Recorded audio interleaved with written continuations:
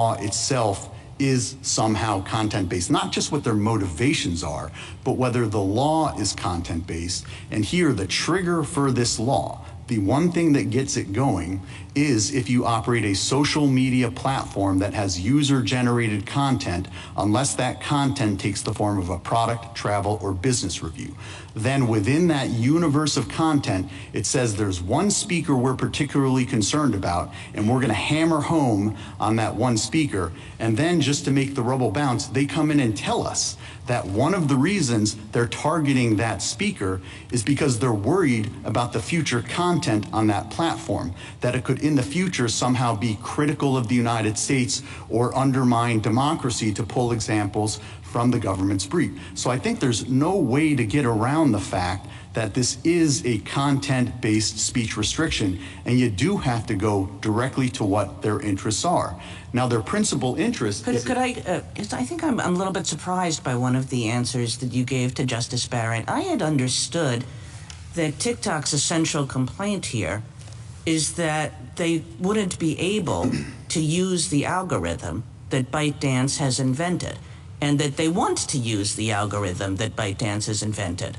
100%, and if I was unclear on that, Your Honor, I apologize. That okay, is because I think what Justice claim. Barrett was saying to you is like, what's the problem here? Because ByteDance is a foreign company. Or maybe this isn't what Justice Barrett says, it's just what I say. ByteDance is a foreign company, and you started off with Justice Alito saying, you know, well, we would be making a different argument, and of course that's true. I mean, I would think that Alliance for Open Society makes it pretty clear that you have to be making a different argument with respect to a foreign state or a foreign company. So let's say that they don't have First Amendment rights. The only First Amendment rights lie in TikTok, which does have First Amendment rights. I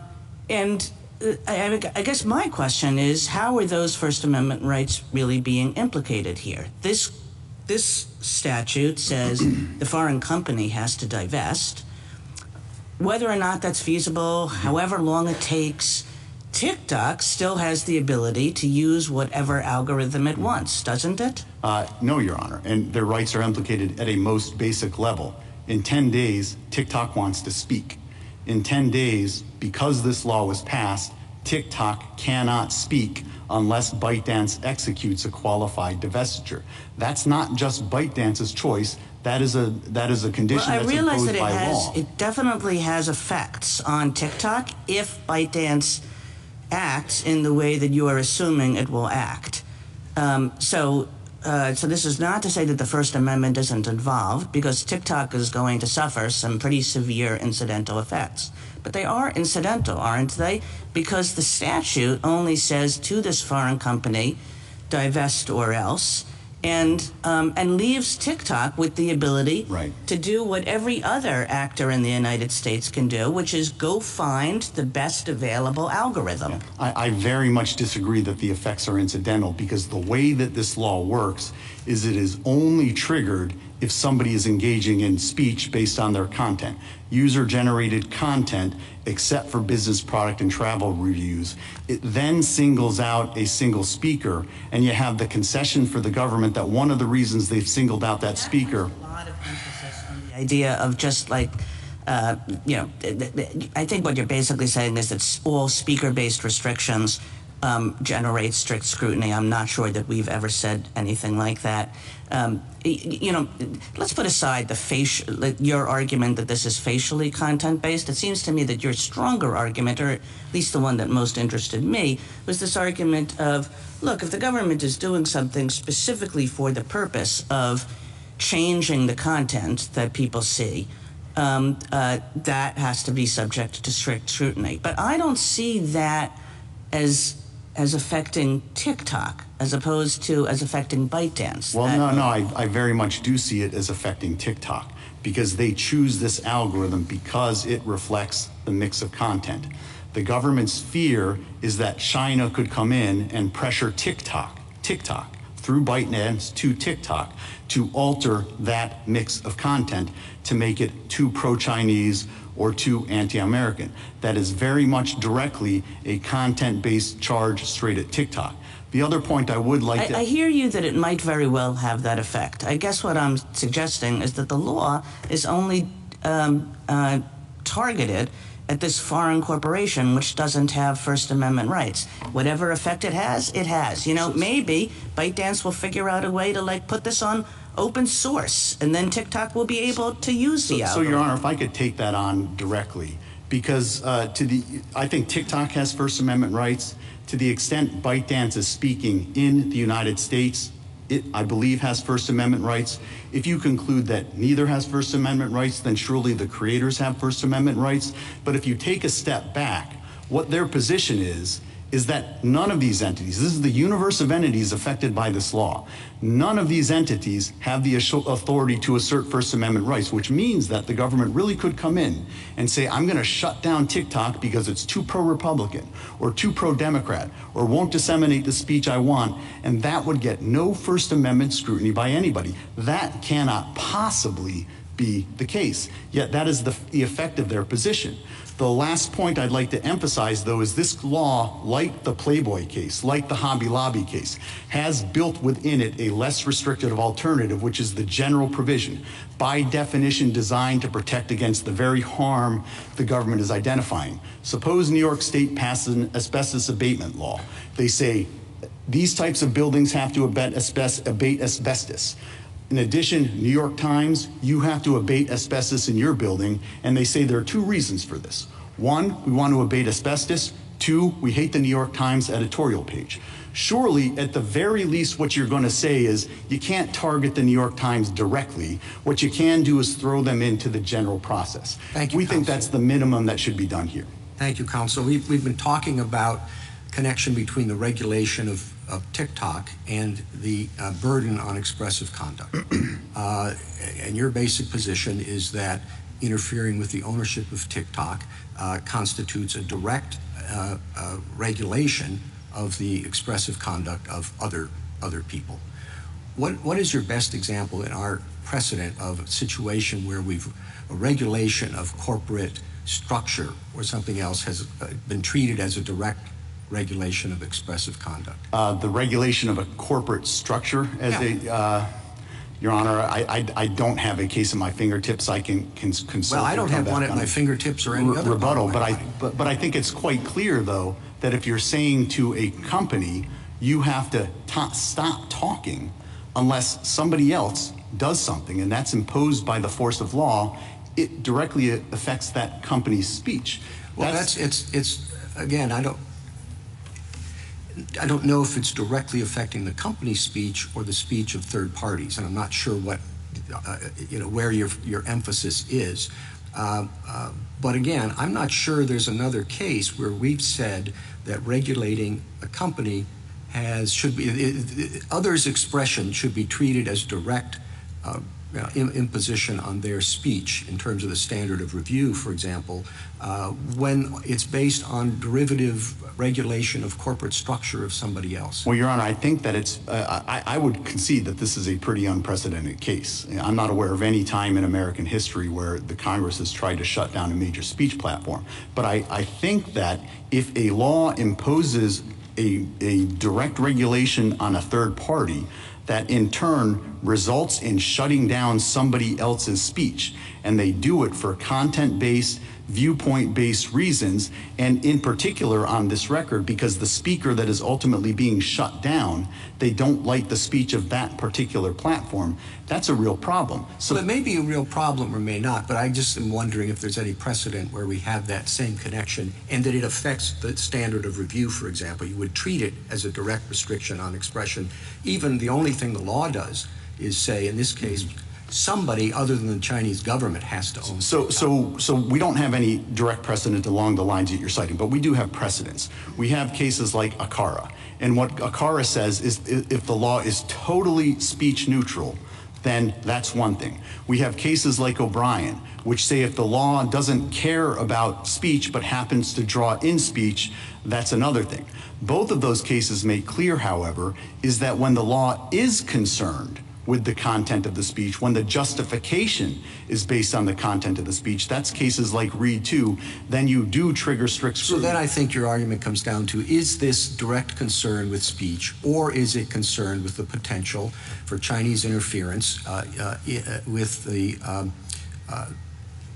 level of interference indirectly? In other words, they're not coming back. The Chinese government, TikTok, doesn't care what the people are saying on TikTok. That's not the concern. The concern is that they are regulating a particular channel of communication. And I just wonder if there's any precedent for that type of thing. They're not saying we're going to restrict this content and that content, but not this. They're just saying we're going to be in a position where we can control what happens, whether it's based on expression, whether it's based on anything else. So, Your Honor, I disagree, and I think if you take a step back and look at this record, I think it is quite clear that it is focused on both current and potential future content on TikTok, TikTok Incorporated. Here, you don't have just an act that is based on speakers and speech. It's triggered by speech. It's focused on a single speaker, TikTok Incorporated. Justice Thomas, anything further? Justice Alito? What if Congress, if there were nothing in this act about content moderation or covert manipulation, what if it was just about preventing what Congress viewed as an enormously powerful, popular application from gathering an arsenal of information about American citizens, and they said this is the worst offender and we're going to require divestiture by this offender? Would there be a First Amendment problem there? And if you think there would be, what would the level of scrutiny be? Yes, there would be a First Amendment problem if you had a law like this that was only focused on speakers, those who use user-generated content other than product, travel, or business. Well, Congress concludes that this particular entity is the worst. This is the worst offender, and it happens to be an entity that is involved with speech.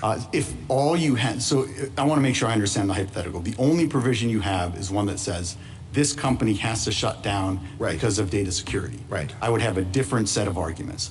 I think it would still implicate the First Amendment, particularly where you have strong evidence that they were being targeted in part, at least because of their speakers and speech. Suppose Congress passed the law that you Well, all posited. right, but you're changing the hypothetical by injecting congressional concern about the Okay, well, I'll content put of that to the side. So what would your argument be? It would be an equal protection argument? Nope. I'd still be saying that ACARA itself makes clear that where a law disproportionately burdens just a speaker, we have to subject that to scrutiny to suss it out, to suss out whether the asserted interest is the actual interest. There, the asserted interest is in data security. I think I would have a couple of arguments under whatever form of scrutiny you wanted to apply, whether it is strict scrutiny or intermediate scrutiny in that context. I would say first that law is dramatically under-inclusive because it categorically exempts e-commerce apps that this record shows have comparable ties to China. All right, you say, I don't want to prolong this too much. You say this is not like ACARA, I think primarily because you say that the divestiture requires the new company to cease using the algorithm, right? No, I think it's not like ACARA for a much more fundamental sense. ACARA involved a totally speech-neutral law. It didn't go after speakers at all. If you had a law in ACARA that said we're going to prohibit prostitution in bookstores only, then I think that ACARA would have come out differently. There would have at least been, some kind of intermediate scrutiny, potentially strict. All right, well, that's the law that I think is your hypothetical. Walk away from the hypothetical that I posed for the purpose of narrowing in on what your argument is. I understood you to say that that would not be a solution to the problem because one of Congress's motivations was based on the content of TikTok. Am I wrong in that? Did I read your argument incorrectly? Well, I think that I want to make sure I understand what you're saying. I certainly think that because one of the motivations was content that is an enormously important fact. I was trying to answer your hypothetical where we were trying to take that out of the mix. And the reason why ACARA is different is because ACARA didn't just simply say no prostitution in bookstores. That's what your hypothetical effectively says. It says no data security problems in speakers or in this particular speaker. And I think that that would trigger, at the very least, intermediate scrutiny. All right, thank you. Thank you. Justice Sotomayor? That goes to my question, which is, Justice, the Chief Justice asked you whether or not we've ever had a case where pure ownership was at issue and not speech. And I don't think we've had one like that, you're right. But I don't think that your the question gets to the essence of your argument, is it? The essence of your argument is you're being asked to divest because of speech, correct? Correct. All right. So if I get past that, if I go to Justice Alito's point, which is I don't think it's just about speech, it's about data control. If it's about data control, and assume, for the sake of argument, that I believe intermediate scrutiny applies to the data control provision, then your arguments would be different, wouldn't they? They would be under inclusiveness, they would be other arguments, correct? Well, Your Honor, I think they'd be very similar because I think the nature of our arguments work just as well under intermediate and strict scrutiny. If I could unpack that a little. No, I'm not going to, Sure. because we're going to run out of time, because we're going to need to figure out what intermediate scrutiny means, but I'm not sure it means what you do, which is I don't think any of our cases have ever suggested that we have to use the least restricted means under intermediate scrutiny. In fact, our cases have said we have to use a reasonable means. And if I could respond to that point specifically, I completely agree it's not a least restrictive means alternative, Your Honor. But you do have to at least consider alternatives. Here, if the concern, let's take the data security concern, which you put your finger on. I know you want to keep going on, but I can't let you, because I can't monopolize the argument, okay? But let me just get to the bottom of that, all right? You seem to suggest that Congress has to actually look at all of the alternatives and say no. I don't think we have a case that says that. I am not If from the record it's clear that alternatives won't be adequate for whatever set of reasons, isn't that enough? If the record were clear on that, that might be enough. Now But I take here that. on Now the let me key, go to the next question and the last. if I could, Your Honor, just one sentence. If on the key less restrictive alternatives, they had actually considered them and said what you suggested, this would be a different case. But our point is that on the key, most obvious, less restrictive alternatives, a law, for example, that simply prohibits TikTok Incorporated from sharing any sensitive user data with ByteDance or anyone else, there's nothing in the record that suggests they even considered it. And that's why it would fail under even intermediate scrutiny. We have a different problem, which is that the record shows that there is no sharing that could happen that wouldn't put the data at security. But we can go past that. That's incorrect, actually. No, because the NSA doesn't. What's very I'm not talking clear- about the NSA. or even anything else. But putting that aside, one last question. Assuming that the covert manipulation issue is one, I think that what remains is, to the Chief's question and Justice Alito's questions, if the covert manipulation is a concern, then the question becomes what kind of burden does it put on TikTok USA? And I think your point is that that requires strict scrutiny because it doesn't permit them to speak to the Chinese government through the algorithm and promote whatever speech it wants to promote through the algorithm, correct? It doesn't permit them to speak to the American public through the algorithm. Right. And promote whatever type of speech they want to promote on the algorithm. And I also think that this covert manipulation is a little bit odd. They're not concerned just with covertness. If all you were concerned I'm going to with ask was secret. Xi about that. How do you disentangle the two things? Thank you, Your Honor. Justice Kate? Justice Gorsuch? Justice Kavanaugh? Just on the data collection interest, I think Congress and the president were concerned that China was accessing information about millions of Americans, tens of millions of Americans, including teenagers, people in their 20s, that they would use that information over time to develop spies, to turn people, to blackmail people, people who a generation from now will be working in the FBI or the CIA or in the State Department. Is that not a realistic assessment by Congress and the president of the risks here? Well, Your Honor, I'm not disputing the risks. I'm disputing the means that they have chosen. One way, the most direct way to address that, all of this user data sits on data servers in Virginia controlled by Oracle. I'm not talking about the National Security Agreement. What I'm talking about is a law that simply says to TikTok Incorporated and its U.S. employees, you cannot share that user data with anybody. You can't give it to ByteDance, you can't give it to China, you can't give it to Google, you can't give it to Amazon, you cannot give it to anybody under threat of massive penalties. They never even considered that most obvious alternative, and so whether you apply intermediate scrutiny or strict scrutiny, it's not a least restrictive means test, but you gotta at least consider the most obvious alternative. So you acknowledge the risk that Congress and the president were concerned about. You're just saying the means they chose to address that risk were incorrect, So I not permissible. I certainly acknowledge the risk, but I think there are lots of reasons, not just the one I just gave, but there are lots of reasons why that risk still can't justify the law. When it sits alongside of the impermissible covert manipulation risk, I think it falls under Mount Healthy. It's no different if they came in and said, we passed this law, one for data security. I understand that, but just on the data collection, that seems like a huge concern for the future of the country. And Your Honor, again, it is a concern, two responses. First, it is a concern that can be addressed directly.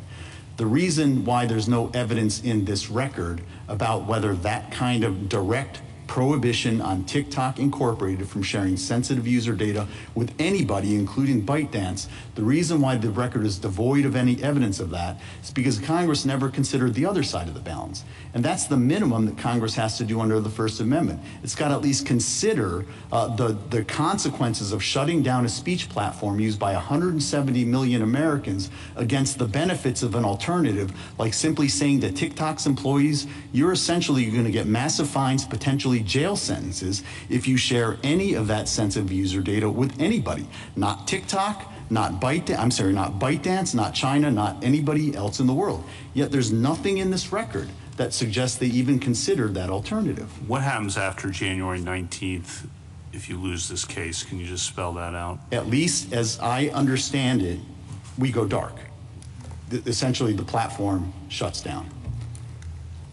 Unless there's a divestiture. Unless there's a divestiture, unless President extension. Trump exercises his authority to extend it by night, but he can't do that on January 19th. On January 19th, we still have President Biden, and on January 19th, as I understand it, we shut down. It is possible that come January 20th, 21st, 22nd, we might be in a different world. Again, that's one of the reasons why I think it makes perfect sense to issue a preliminary injunction here and simply buy everybody a little breathing space. This is an enormously... What do you mean by shut down, too? Can you just spell that out? So... if you the app is not available in the app stores. That's at a minimum. But in addition, what the act says is that all of the other types of service providers can't provide service either. Now, there's enormous consequences for violating that for the service providers. So essentially, what they're going to say is that, I think we're not going to be providing the services necessary to have you see it. So it's essentially going to stop operating. I think that's the consequence of this law, which again is why a short reprieve here would make all the sense in the world. It's an enormously consequential decision, and I think all would benefit if it weren't necessary. Thank you. Justice Barrett? So I just want to, it's kind of following up on Justice Kavanaugh's questions. Let's say I agree with you that some level of scrutiny applies, and I'm trying to figure out which level of scrutiny applies, and I'm trying to figure out if there's content discrimination. And let me ask you different question than I did before about the algorithm. I mean, you keep saying shut down. The law doesn't say TikTok has to shut down. It says ByteDance has to divest. If ByteDance divested TikTok, we wouldn't be here, right? If ByteDance was willing to let you go and willing to let you take the source code with you, that would be fine, right? We would not be here. Well, Your Honor, if ByteDance divested, then the law wouldn't fall on TikTok. But the law, not ByteDance. But that's the because of law requires ByteDance's TikTok to choice, shut down. right? I mean, well, this is like Justice Kagan's point. I mean, I'm trying to figure out how we account for the reality of third-party choices and the choices of third parties that the whole reason for the law being passed in the first place. Yeah, Your Honor, I still don't, I think that the way the analysis works is step one, is there a First Amendment violation? Right. Step two, you get to the question that we're grappling with. What standard of scrutiny do you apply? Typically, what you do is you ask, is this law content-based? Is it content-based based on its face? Is it content-based in its decision? Here, we know it's content based on its face because it says what it says. We know it's content based in its motivation because the government concedes it's content based in its motivation. Well, that's not quite what I'm asking. I mean, I let's think see, that's the dispute between you and the government. Is it content based if it's about divestiture and not about telling TikTok what content it can display on the platform? And I think it has to be because I think that really goes to the first question. Does the burden fall on the speaker? If the burden falls on the speaker, that triggers the speaker's First Amendment rights. But the law is in fact content-based, whether it comes in the form of a divestiture or something else. When the law specifically says it's content-based, we're worried about the content on the platform. And when the government tells you that one of our reasons, one of the things that we're worried about is TikTok, not ByteDance, but TikTok Incorporated and TikTok in the United States will, absent the divestiture, have a mix of content that we find objectionable. They will mix around their videos in a way that is too pro-Chinese or too anti-American, and that is TikTok, the platform. Let me just ask you one last question. Why is it impossible to divest in the 270 days, even assuming that the Chinese government hadn't said you couldn't? Sure, and this is the exchange I was having with Justice Gorsuch. There are two basic reasons. The first is that the underlying source code, that's the source code that comes in here and then has to be converted. But that's what Justice Gorsuch said, just not ever. So it's not really that you can't do it within the time frame. It's that you really couldn't ever divest because you never are going to get the source code. So, well, let me unpack that a little bit. No, it's that with the underlying source code, it takes a team of engineers to update and maintain that. It would take us many years to reconstruct a brand new team of engineers to do that with respect to the source code. With respect to the sharing of content, that was the different reason. In theory, we could kind of send our salesmen around the world, go to Ireland, go to Finland, go to every country and say, look, you used to automatically get our content, but now you got to separately sign up for our platform. Last point, let me make sure I understand what you're saying. It's not that you couldn't execute the disentanglement. You could say, we're independent. You just can't recreate TikTok in any kind of way. Well, I think that any new TikTok would be a fundamentally different platform with different content, which is yet another reason why I think this is a content-based restriction that falls directly on TikTok Incorporated itself in our platform. Justice Jackson? So I guess I'm back to some of the questions that Justice Barrett and Justice Kagan asked about the sort of threshold issue that you point out, which is there a burden on the speaker? I'm trying to understand what the burden is that you are articulating and whether it really isn't about association and not speech. You say you have in your brief some cases that talk about American speakers being free to choose whether to affiliate with foreign organizations, and the colloquy you had with Justice Kagan made me think that what you're really complaining about is the inability to associate with ByteDance and its algorithm. That it's not really about, if TikTok came up with its own algorithm or bought an algorithm from some other company or devised it or whatever, this law would have nothing to do with them from your perspective. But the problem I think you're articulating, and this is, I'm seeking your clarification. Sure. The problem I think you're articulating is that you want to use ByteDance's algorithm and therefore associate with ByteDance, and Congress has prohibited that by requiring divestiture. So isn't this really a right of association case under the First Amendment? I think it's both, Your Honor. I do think that is a component of it. We want to use the algorithm that we think reflects the best mix of content. That's the algorithm that reflects the best mix of content. What this law says is we can't do that unless ByteDance exercises a qualified divestiture. But I also think more directly what this law does is it says to TikTok Incorporated, if ByteDance doesn't exercise a qualified divestiture, you have to go mute.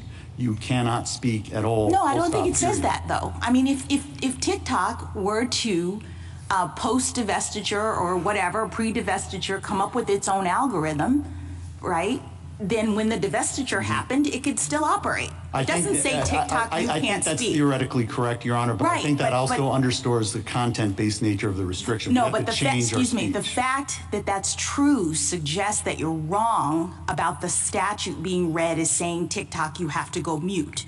Because TikTok can continue to operate on its own algorithm, on its own terms, as long as it's not associated with ByteDance. So isn't this really just all about association?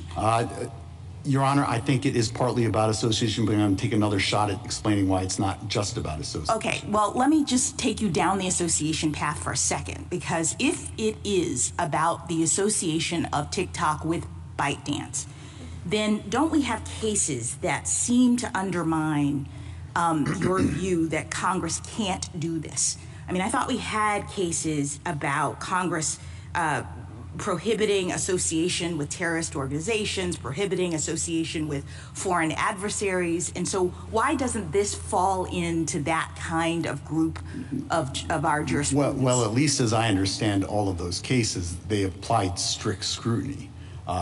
The material support statute most definitely applied and ultimately scrutiny. Upheld the law, so fine. But sure, and I think if we go down the strict scrutiny road here, I don't see that this law can possibly be satisfied under the interests that they assert here. But I do want to emphasize why this is also about TikTok speech.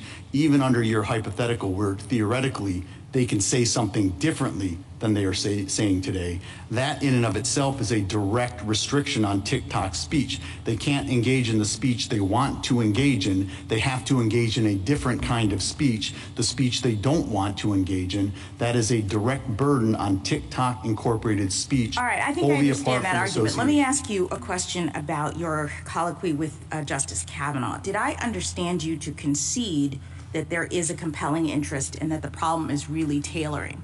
I mean, you said, I understand the risks. I don't hear you suggesting that the risks don't exist. So it sounds like we've gotten past, even if we're in strict scrutiny world, we've gotten past the compelling interest part of this. No, Your Honor. What I was saying is that all you had standing alone were the data security. That would be a different case. Here, when you have the content manipulation sitting right alongside of the data security, that taints the data security rationale. If Congress came in and said, we're passing this law for two reasons. One, we really care about data security, and two, we hate the speech on TikTok.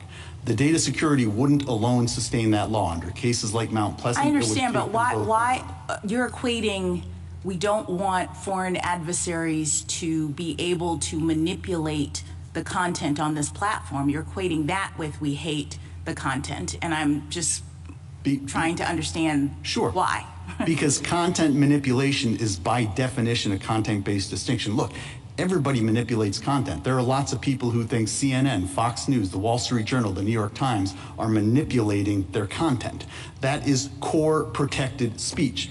That's why they put so much weight on this mere covertness. Right, but that analysis is just about content-based versus content-neutral, and therefore whether you apply strict scrutiny. I'm in the strict scrutiny world, okay? I'm assuming that you're right, that strict scrutiny applies, and now prong number one in that world is, does the government have a compelling interest? And so I'm trying to understand why the government's argument that we have data manipulation concerns, which I understood you in colloquy with Justice Kavanaugh to say is a risk, and we are concerned based on what Justice Gorsuch says when he's looking at the facts, that the government contends that there's this real problem with this foreign adversary doing manipulation in other places. Are you saying those are not compelling government interests? I am 100% saying that content manipulation is not a compelling governmental interest, it is an impermissible governmental interest. You could not go to CNN or Fox News and say, we're going to regulate you because you're manipulating the content in the way that we don't like. That is per se impermissible. Okay, That can I is just why- ask you one last thing? You say, with respect to the tailoring issue, that disclosure, you think, is a possible, more narrowly tailored way of handling some of this. And I guess I'm just wondering whether disclosure under this court's case law and the law of other lower courts doesn't carry its own First Amendment complications. That wouldn't we have compelled speech problems if disclosure was required in this situation? Sure, Your Honor. Now, look, I might think so because I think that the factual predicate is wrong, but they think the factual predicate is right. And if the factual predicate is right, then there are no First Amendment problems at all under Zauderer and the cases that you're suggesting. And that underscores the larger problem here. Not all disclosures are perfect. I'm not here to argue that they are. But you've always got to consider what the alternative is. And here the alternative is shutting down one of the largest speech platforms in America. The reason there's no evidence in this record as to disclosures is because Congress never even undertook that balancing in the first place. Thank you. The bare minimum that has to be done before we take an unprecedented step of shutting down the voices of 170 million Americans. Thank you. Thank you, counsel.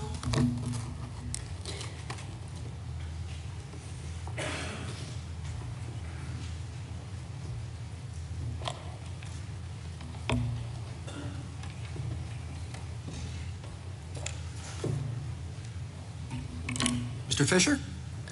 Mr. Chief Justice, and may it please the court, wholly apart from the company's legal interests here, the Act directly restricts the rights, the First Amendment rights of American creators to participate and speak in what the court a little less than a decade ago called the modern public square. And what you might say today is the most vibrant speech forum in the United States of America. And the Act, therefore, is inescapably subject to strict scrutiny because of the First Amendment implications. And the Act fails that test, and indeed any level of scrutiny under this court's case law, because the Act and the reasons behind it defy our history and tradition, as well as precedent. American creators have long and always enjoyed the right to speak in conjunction with foreign speakers or work with foreign publishers. Americans even have the right under the Lamont case to receive information from foreign speakers, indeed foreign governments. So that leaves the government with its implication and its use of the phrase national security in this context. But that just simply doesn't change the calculus. Throughout our history, we have faced ideological campaigns by foreign adversaries. Yet under the First Amendment, mere ideas do not constitute a national security threat. Restricting speech because it might sow doubt about our leaders or undermine democracy are kind of things our enemies do. It is not what we do in this country. And so we think the court should reverse, and I would welcome the court's questions. How exactly are the creators' speech being impeded? So two ways, Justice Thomas. First, I just point you to the text of the statute, which directly regulates text, images, real-time communications, videos. My clients, the creators, are the ones creating that speech and posting it to speak to other But it Americans. doesn't say anything about creators or people who use the site. It's only concerned about the ownership and the concerns that data will be manipulated or there will be other national security problems with someone who's not a citizen of this country or a company that's not here. So there's two ways, and I think the Sorrell case is where you look for the analysis of the First Amendment burden here. As I said, the text of the statute regulates our speech, and then you point out ownership, and this was talked about a lot in the first part of the argument here, so let me be very clear. The American creators have a right to work with the publisher of their choice. So imagine somebody wanted to work on post speech on Twitter, now known as X, and Congress passed a law saying, we don't like the current owner of X. The current owner of X has to sell that platform or else it has to shut down. People who post on that platform and who indeed some of them make a living commentating, engaging on current events, news, politics, would have a First Amendment claim to work with using that particular publisher. argument, you could have said that about the breakup of AT&T.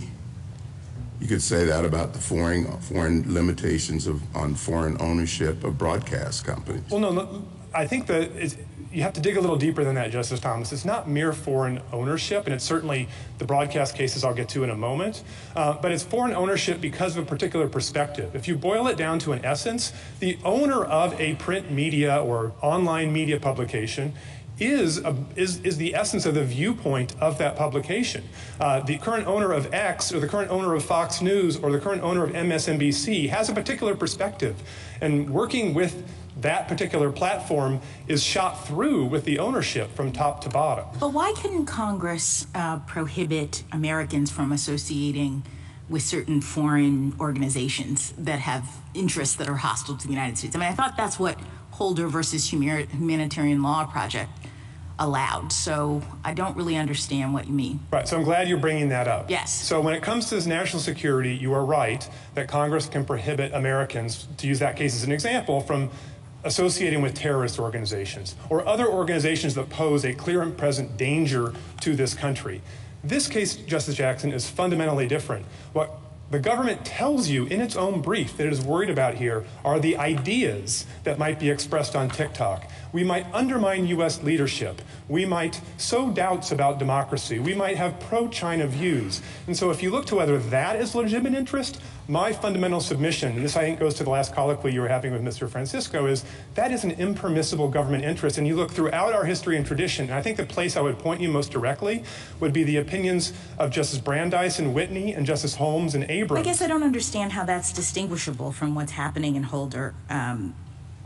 So can you just say a little bit? It goes to the nature of the national security threat. So my position is the government just doesn't get to come in and say national security in the case is over, or you don't get to associate. You have to dig underneath what is the national security claim. And what Justice Holmes said in his Abrams dissent, and I know that was a dissent, these are hard issues, but that has been vindicated over time, is that it's not enough to say national security. You have to say, what is the real harm? Is it terrorism? Is it where our battleships are located? Is it war? Justice Kavanaugh presented a number of potential risks, right, with foreign adversaries using covert manipulation of the data platforms that are being used by youths today that would then make it more likely that people would turn into spies and do terrible things to the United States. This is a hypothetical, but you know what I'm saying? I get it. So I think if I understood Justice Kavanaugh correctly, he was talking about the data security argument. So let me just pull these apart.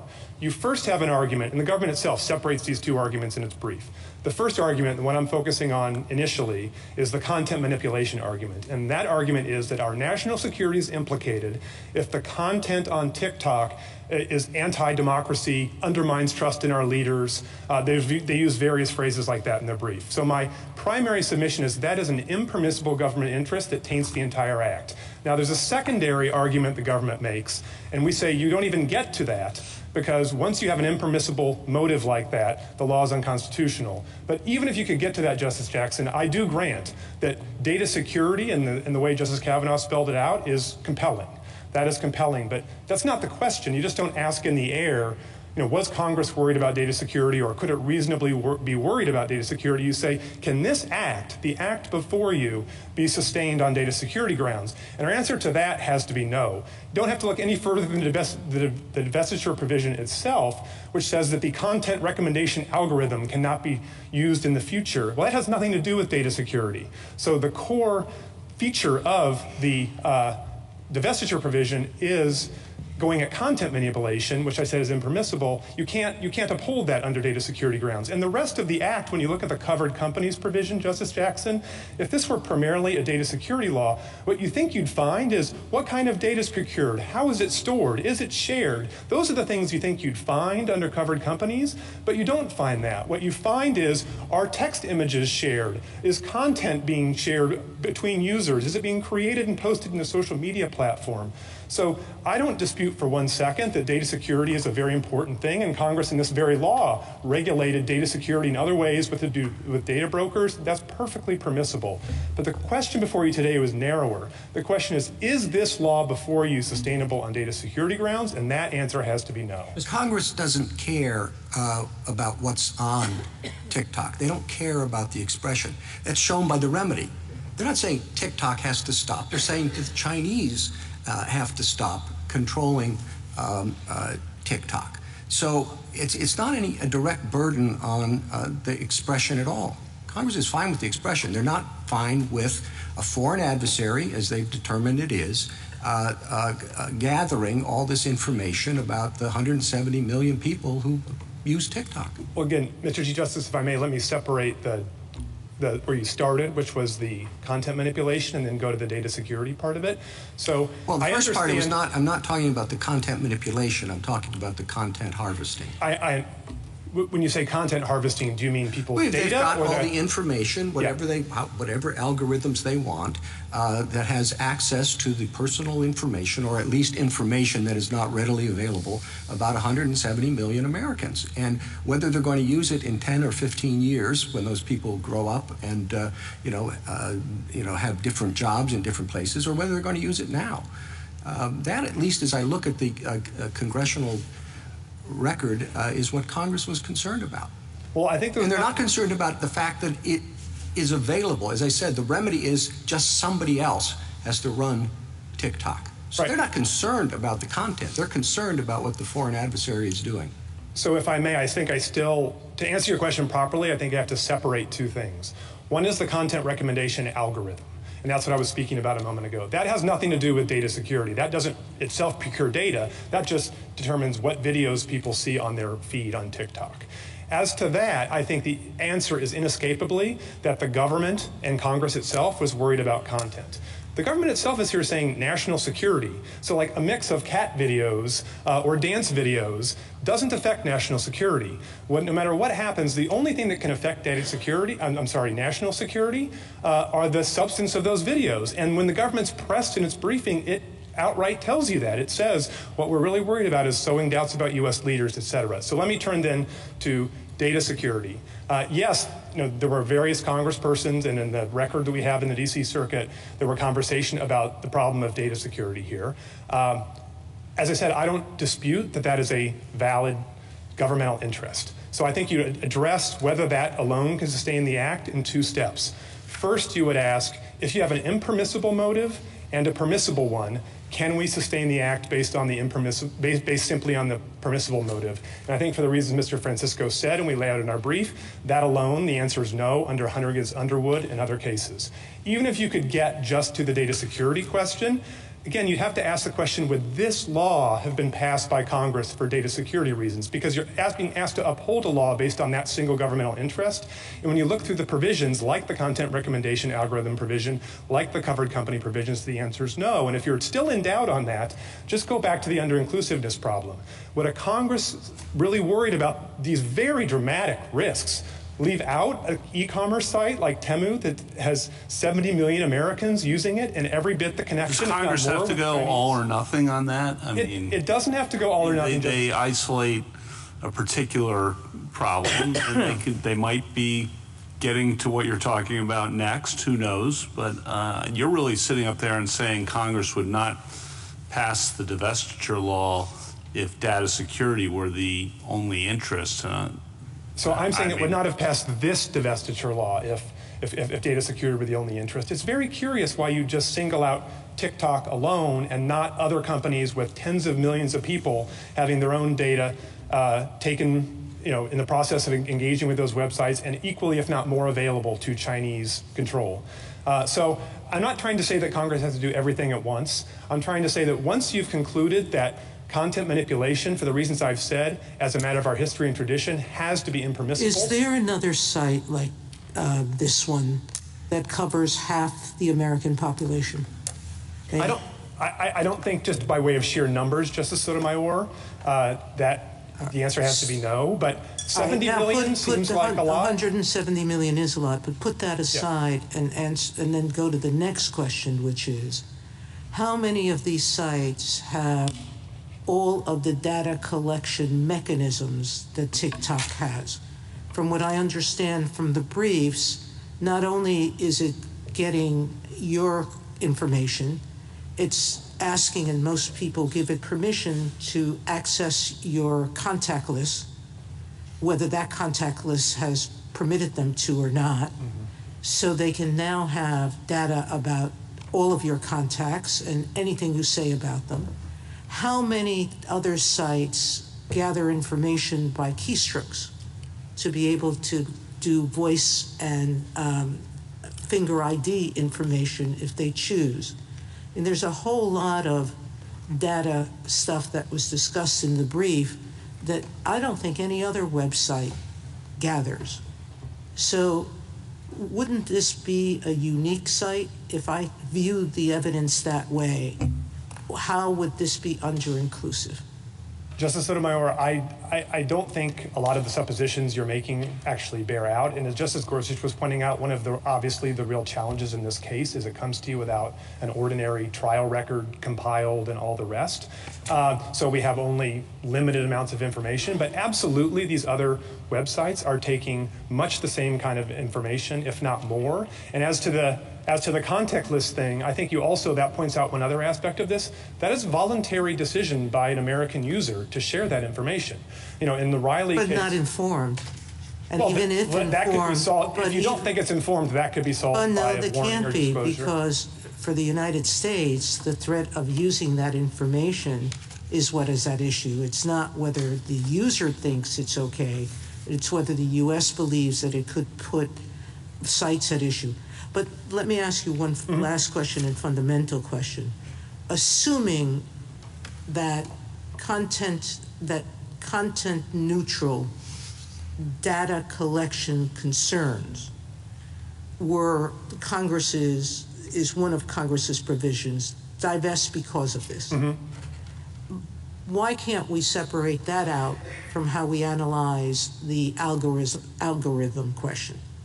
And couldn't we sever the two provisions to say divestiture is right, but you can't force them not to discuss algorithm? Well, I think the reason why you can't do that was Mr. Francisco explained. I'd direct you to a case like Hunter against Underwood and just analogize it to this situation. If what you had is the government saying, we are shutting down TikTok or requiring divestiture for two reasons. One, because we think it helps the Democratic Party too much. And number two, because we're concerned about data. I think that first interest would be a poison pill. That would be an impermissible, or because we think there's too much pro-Catholic content on TikTok. I think there are some interests that are just so constitutionally verboten that I think that just makes the act unconstitutional, and you can't go looking for other interests. You send it back to Congress. Look, if you want to pass a data security law free and clear of this impermissible interest, you go ahead and do it. So, can I say one other thing, Justice Sotomayor, just because I think it is also telling here that even if you didn't buy that poison pill argument and you just asked whether Congress would have passed this law, something else that I think you might notice is even if all this act goes into effect and the law goes through, TikTok gets to keep all the data. So wouldn't a data security law require them to expunge that data or get rid of it or something? I mean, it's a very weird law if you're just looking at it through a data security lens, and maybe Congress could do better. Mr. Fisher, often we require divestiture for antitrust reasons, for example. And as I take it, your argument here, and we don't think of those as normally implicating the First Amendment interests of users or people who might speak or associate with editors. And the difference here is, as I understand it in your mind, that this law is motivated by a content-based interest. Is that a fair summary? I think that, and the only thing I would add to it is just the prior step, which it is regulating the speech itself for content-based reasons. Yeah, yes. We don't do that in the antitrust area, but exactly. You say this law does. Okay. Exactly. And it does on the covert content manipulation side. Do you think that's a compelling interest or not? Forget about the tailoring for a moment. No, my point is that preventing content manipulation, whether it's covert or not, is simply not impermissible. compelling. If what you mean by content manipulation are the kinds of interests the government is saying, like undermining trust in our leaders, undermining trust in democracy. That's Whitney and Abrams, and like those cases. I got it. Yeah. I got it. So, just a couple more. I'm sorry. I'll finish up real quick. And so that would take us to the tailoring question, and there you say disclosure and alerting Americans that there is covert content manipulation possibility, putting aside the data collection part of it. Yeah. telling Americans that there is covert content manipulation going on in TikTok, or at least it's possible. And the government says that's just simply not enough. And the D.C. Circuit did too, and I wanted to give you a chance to respond to that. Right, so I think that's the only aspect of the governmental interest that could be permissible, the covert part. And my answer, as you just said, is disclosure solves that problem. And you have a law, a long-standing law, which we haven't talked about yet today, that gives you that example. Again, under a history and tradition test, you look at not just precedent, but laws and traditions of our country. Look at the Foreign Agent Registration Act, passed in the run-up to World War II, and the concern was Americans would be controlled by foreign agents to speak and advocate certain causes. We didn't ban them. You did not ban them. All you did is require, Congress, all Congress did was require disclosure. Certainly wasn't. I wasn't around for that.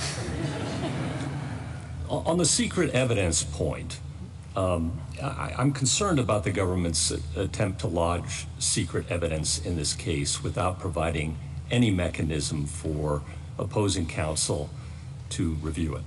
And I expressed that concern in Zebeda, and I noted that there are mechanisms to read in counsel and that other countries, including our allies, often do that. I just wanted to give you a chance to give me your thoughts on that. Yes, Justice Gorsuch, we made all those arguments in the D.C. Circuit, so there was a flurry of motion practice about whether or not the government could rely on classified evidence. Those motions were never resolved. What the D.C. Circuit did, I think you probably noticed from the decision, is say we're going to decide this case solely based on the public record. And my understanding is that's how it comes to this court. It's but if the court were ever... It's interesting that Congress hasn't acted in this field. I mean, we have in the FISA area, lots of opportunity. They have regulated this area, and it does seem like an area that Congress might want to pay attention to, given the increased appeals to secret evidence that the government has made in recent years. Last question for you. Could the new administration, after January 20th, Mr. Francisco suggested that it might be able to extend the deadline, even though if you were to lose here by January 19th? Is that possible as you read the law? I'm not sure it is. I'm not sure. Maybe that's a question for the Solicitor General. But it certainly is. I thought maybe I'd give you a chance, too. So, as I understand the law, it's 270 days unless extended. And once that time runs, I'm not sure you're talking about an extension anymore. Okay. There's ex post facto law that kind of does this Got stuff. it. Thank you. Can I take you back, Mr. Fisher? Let's say I agree with you that if you're talking about content manipulation, that's an inherently content-based rationale for acting. So if Congress had passed a law that says we hate the content manipulation that TikTok is doing, that's strict scrutiny land, and I don't know that the government can do that, however important and the interest. But that's not what Congress is doing here, and this is the same kinds of questions that I asked Mr. Francisco, because if let's take it as a given that Congress actually can do whatever it wants with respect to a wholly foreign corporation or a foreign government.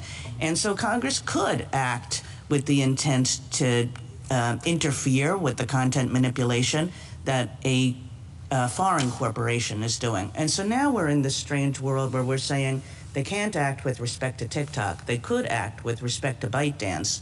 Why isn't this Congress acting with respect to ByteDance in the sense that all it's doing is saying ByteDance has to divest, and then TikTok can go about its business, use whatever algorithm it wants, use whatever content moderation policies it wants, just like everybody else does, choosing from everything that's available on the open market?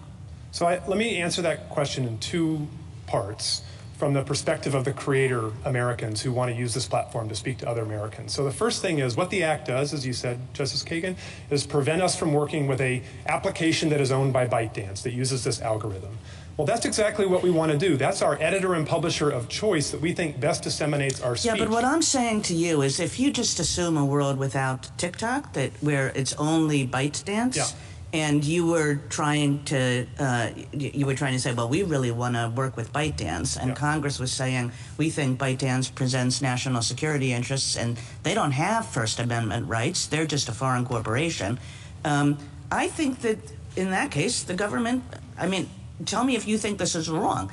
it just doesn't matter that you have creators who want to work with ByteDance, because ByteDance is a foreign corporation with no First Amendment rights. Is that what you're contesting? So that is what I'm contesting. So you said two things, though, so I could be clear.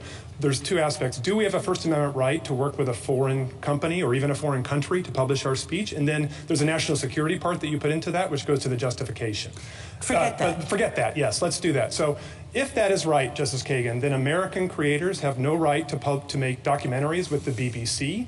They can't work with Al Jazeera if Congress wants to prevent that. Any number of other publications that are state-owned wholly or partially. And even under Lamont, remember, where you're not even creating speech, you're just listening. You know, that was speech from China that the court said you have a First Amendment right to receive. So would I be right to say that your position is that because of the users who want to associate and want to partner with this foreign corporation, the foreign corporation ends up having, in your view, the exact same First Amendment rights as your users do? In other words, it's irrelevant that the foreign corporation doesn't have First Amendment rights. I don't think it's irrelevant, because you could imagine a situation where no American distributor or speaker wants to work with that. But let me put it to you this way. The Communist Manifesto, written by Karl Marx, has no First Amendment standing on its own in America. But if a bookstore wants to sell that publication, I don't think Congress can prevent it from doing so. Well, sorry. Go ahead. No, I'm fine. No. I'm good. Okay. So I want to press you a little bit on the distinction, because in Lamont, the prohibition worked directly on the American. Like, you have to specifically request this information that comes. This is working, kind of as Justice Kagan's questions were pressing you, this is working on ByteDance. It's not saying to your creators, you can't post on ByteDance. That's indirectly going to happen if ByteDance chooses itself not to permit TikTok to walk away with the code. So does that matter, that distinction between Lamont and this case? No, for two reasons. One, under the Sorrell case, you look to not just the law itself, but its practical operation. And the practical operation is prevent us from working with ByteDance. So that's one answer. And you bring up Lamont, and Lamont's actually a very important case, I'm sure you all recognize here. It's important to look not just at the court's opinion, but look at the briefing in that case. The government itself never came in and argued there's no right to receive this information.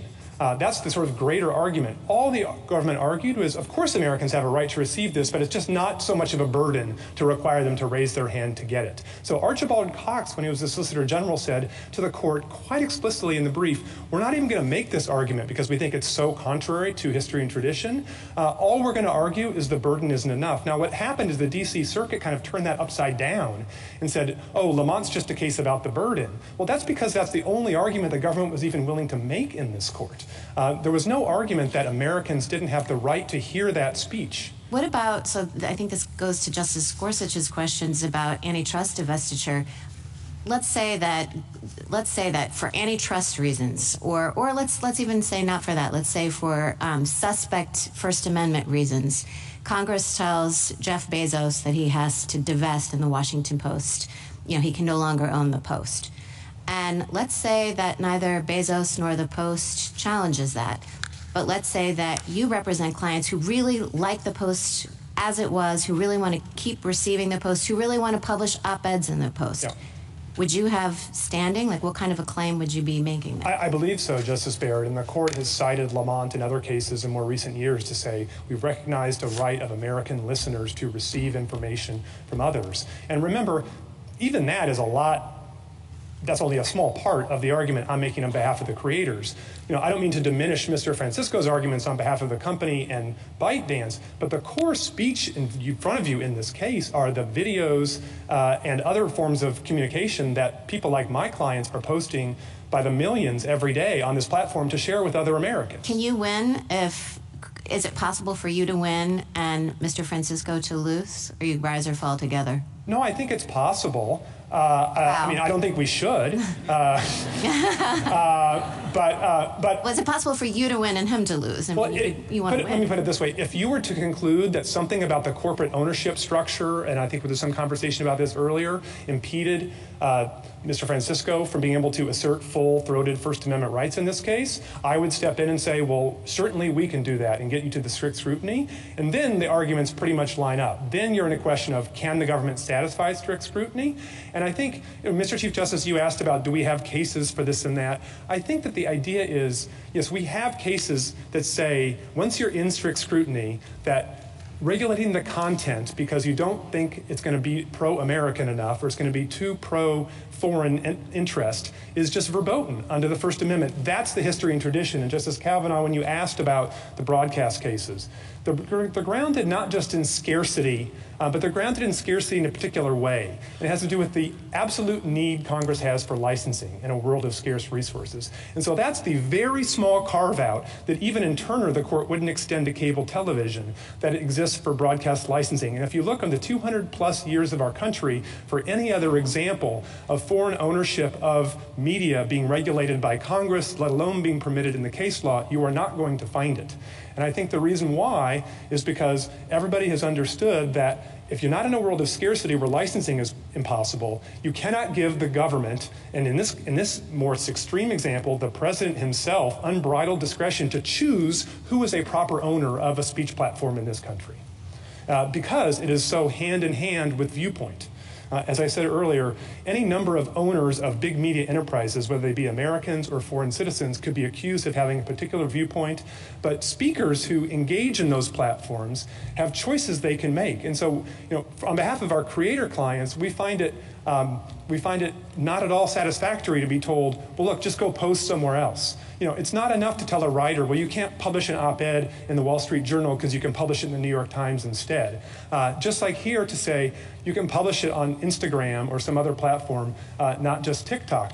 TikTok has a distinct editorial and publicational perspective, and it particularly benefits people like my clients who are not famous people, they're not actors from Hollywood who have a lot of people following them, they're ordinary American citizens whose content that they create on the platform gets privileged by way of the quality of that content. And that's what's so powerful about the platform. So whether you're an ordinary American citizen or, I might add, whether you're a presidential candidate in our last election, if you want to reach new and different audiences, TikTok is the place people go. This may not make any difference for constitutional purposes, but just out of curiosity, I'd like you to explain what the practical consequences would likely be for your clients if TikTok went dark, as Mr. Francisco put it. There, I assume, is a great demand for what TikTok provides, and if TikTok was no longer there to provide what your clients really want, is there a reason to doubt that some other social media company would not jump in and take advantage of this very lucrative market? There are two reasons, Justice Alito. One is many of the declarations from my clients actually explain they've tried on other platforms to generate the kind of audience and engagement they've been able to on TikTok, and they've fallen dramatically. Yeah, I know they haven't so far, and I'm just wondering whether this is like somebody's attachment to an old article of clothing. I mean, I really love this old shirt because I've been wearing this old shirt, but I could go out and buy something exactly like that. But no, I like the old shirt. Is that what we have here, or is there some reason to think that only ByteDance has this? ByteDance has devised this magical algorithm that all of the geniuses at Meta and all of these other social media companies, they couldn't. No matter, they put their minds to it, they couldn't come up with this magical thing. I think empirically, the other companies have been trying for a few years to catch up with TikTok and replicate it and have been very unsuccessful. And so that ought to tell you something. And so just imagine the algorithm here as a collection of thousands of editors. Imagine the floors of an office building being filled with a collection of editors. You could imagine a situation where that collection of genius that is on a particular floor cannot be replicated by another group of people. And that's kind of what you have here. All right, I understand that. Thank you, counsel. Justice Thomas? Anything further, Justice Alito? Yeah, one other question. I'm intrigued by your Mount Healthy Hunter versus Underwood argument. I mean, maybe you're right, but Mount Healthy arose in an entirely different context where you're trying to get to an employer's motivation. Hunter versus Underwood involved an extreme situation where the court looked at the records of a state constitutional convention and came to the conclusion apparently that racism was the only motivation for what was done. But it does seem to me to be potentially quite unworkable and contrary to what we've generally said about legislative intent to apply the Mount Healthy framework to a congressional enactment. Do you recognize or do you acknowledge that that would be very difficult? Because when an act of Congress is passed, there could be more than 250 different motivations for the votes that were cast by the members. Yeah, I totally understand that. And in Hunter, the court actually engaged with that problem to some degree. And what Hunter said is, to avoid that problem, we're going to look just to two things. One is the state's brief, which I'd say is the Solicitor General's brief by comparison here, and the text of the law. And here, that's the only thing I need to rely on to get you to the place that they wouldn't have announced. Well, it gets you to the place that this was part of what motivated Congress. But why does it get you home? Well, particularly when there's a severability clause in this act. It can't be only part of it. It has to be enough to sustain the entire act, or at least the parts that you wouldn't sever from the act. And so I think the reason why is because it's not just the content recommendation algorithm part that can be theoretically, I guess, severed out. It's also the covered company provisions, and it's just the whole approach of the statute that is based on content, not on data security. All right, thank you. So, okay. Justice Sotomayor? Save it for the SG. Justice Kagan? Justice Gorsuch? Justice Kavanaugh? Justice Jackson? One quick question. You repeatedly say that from your perspective, the government's motivation is that the content might be too anti-American or too pro-China, et cetera. So that's why you think this is a content-based restriction. But I guess I'm curious if you would say the same thing if the government had articulated its rationale as saying, you know, our motivation is to limit foreign interference in American social media platforms or discourse. Isn't that a different motivation from the standpoint of how we characterize this? I agree, but then the question I would ask if the government said that, which I think kind of in the reply brief, maybe the government does say that, is that how on earth are you then serving a national security interest?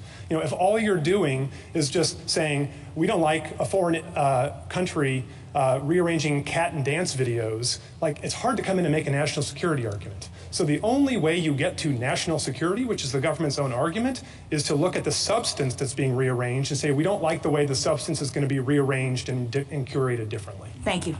Thank you, counsel.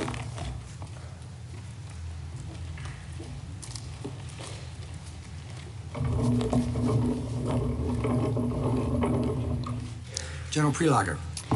Mr. Chief Justice, and may it please the court, the Chinese government's control of TikTok poses a grave threat to national security.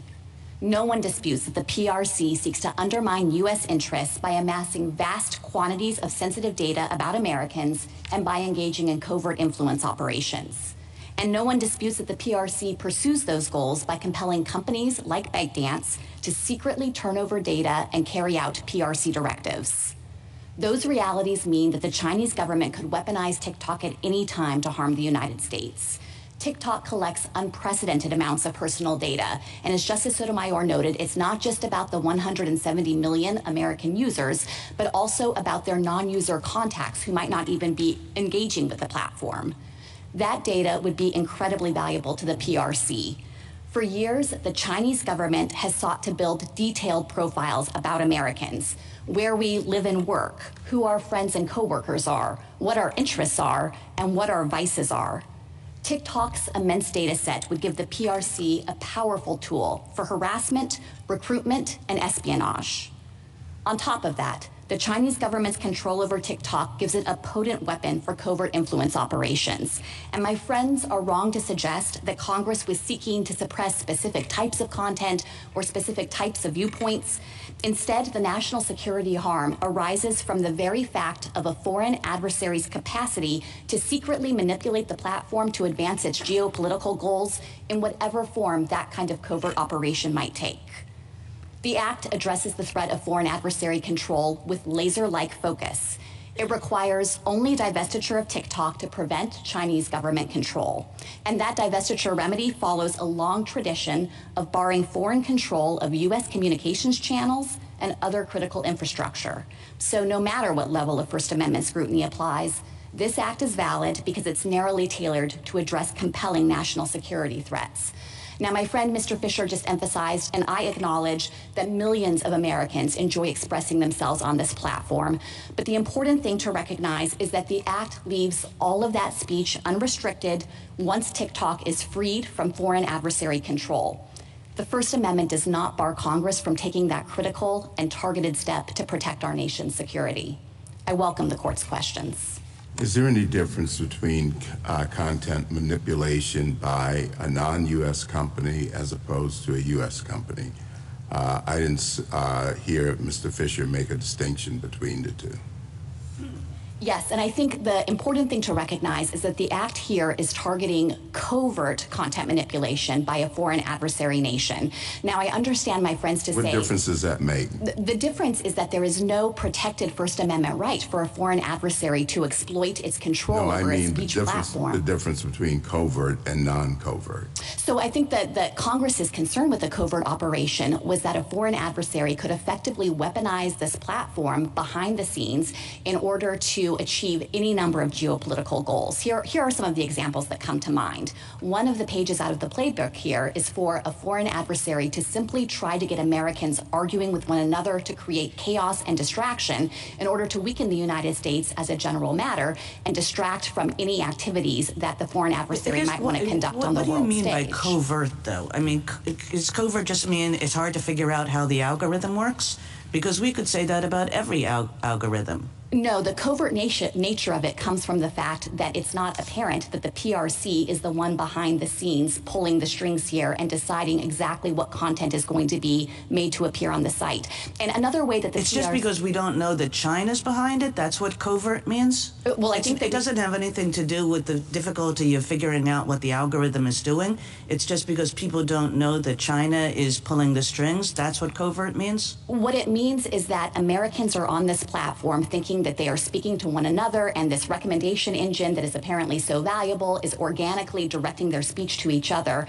And what is covert is that the PRC, a foreign adversary nation, is instead exploiting a vulnerability in the system. Well, if that's all it means, that like people don't know that China's behind it, like everybody now knows that China is behind it.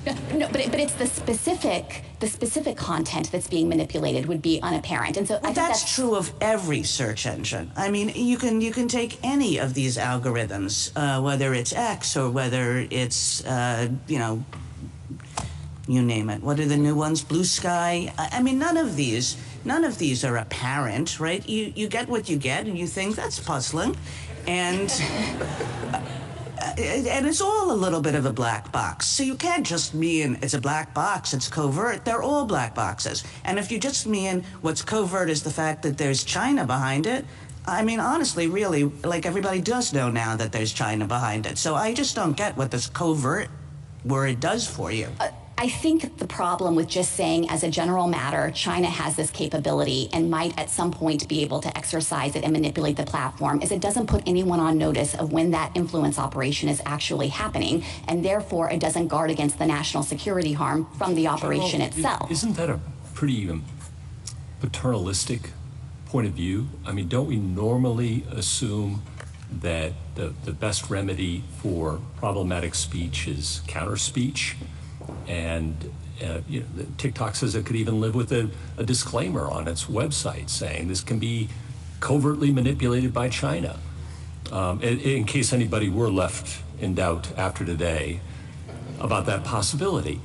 So you're saying how that won't work because? That won't work because it is such a generic, generalized disclosure that it wouldn't put anyone reasonably on notice about when it's actually happening. And the example I've been thinking about is— That's your best argument, is that the average American won't be able to figure out that the cat feed he's getting on TikTok could be manipulated, even though there's a disclosure saying it could be manipulated. But imagine if you walked into a store and it had a sign that said, 1 of 1 million products in this store causes cancer. That is not going to put you on notice about what product is actually jeopardizing your health. And I think that's roughly equivalent to the type of disclosure they're contemplating here. They brought up the example of the Foreign Agents Registration Act, FARA. There you have to disclose the actual content. If that's true, then wouldn't that be true for all social media companies, for all content?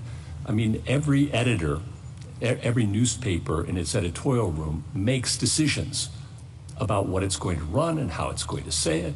And every algorithm has preferences, whether it's domestic or foreign. And nobody really knows exactly when those editorial decisions are being made or how, but they're generally aware, and we think that's enough. I think, though, that there is a real risk that when a foreign adversary has control of that kind of mechanism and a speech platform in the United States, it could weaponize that platform to harm United States interests. And one of the key ways that the PRC flexes this muscle is to suppress speech. General, I'm sorry to interrupt you, but we're not arguing about the compelling interest. We're arguing about the tailoring. Right. And so I guess what I would say, you began by saying the cure for concerning speech is counter speech. Here, I dispute the premise that Congress was specifically concerned about any particular subject or any particular viewpoint. It wanted to close off the capability of a foreign government. But in any event, it's very hard to engage in counter speech when you don't know because someone is secretly manipulating the platform behind the scenes. And in particular, what the PRC has the capability to do is simply silence American voices. Wouldn't the same thing be true with a newspaper owned by a foreign company and a foreign government? You wouldn't know when it's exercising editorial discretion about this article or that article or how it's doing it, so maybe we just need to shut down the Oxford University Press in America, or you pick it, any other foreign-owned Politico, I was told today, is owned by Germany.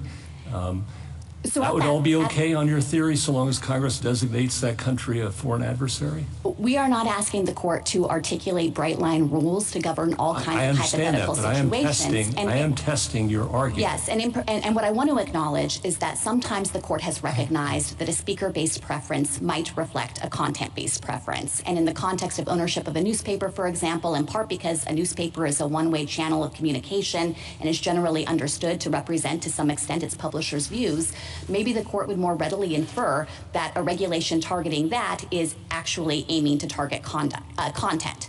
But I don't think the court could draw the same conclusion here. I'm not talking about the compelling interest or any of that. I'm talking about the tailoring. And you're saying we have no alternative but to stop this speech altogether. We can't rely on disclosure.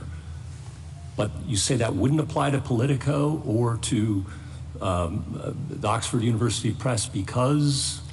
In the circumstance where you have a newspaper that is understood to reflect its publisher's views, then you might think that disclosure would be a more adequate remedy there because it's not just holding itself out as a forum for speech between other people. I think social media platforms do raise distinct interests in this regard because what people think when they're engaging with TikTok is that it's organically feeding them videos based on the recommendation engine.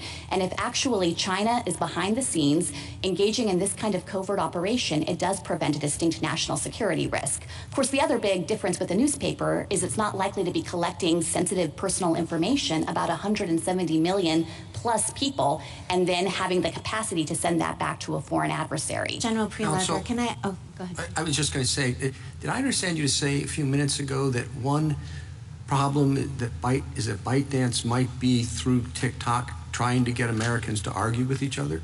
That it might be just trying to foment If they do, I say they're winning. Or dissent.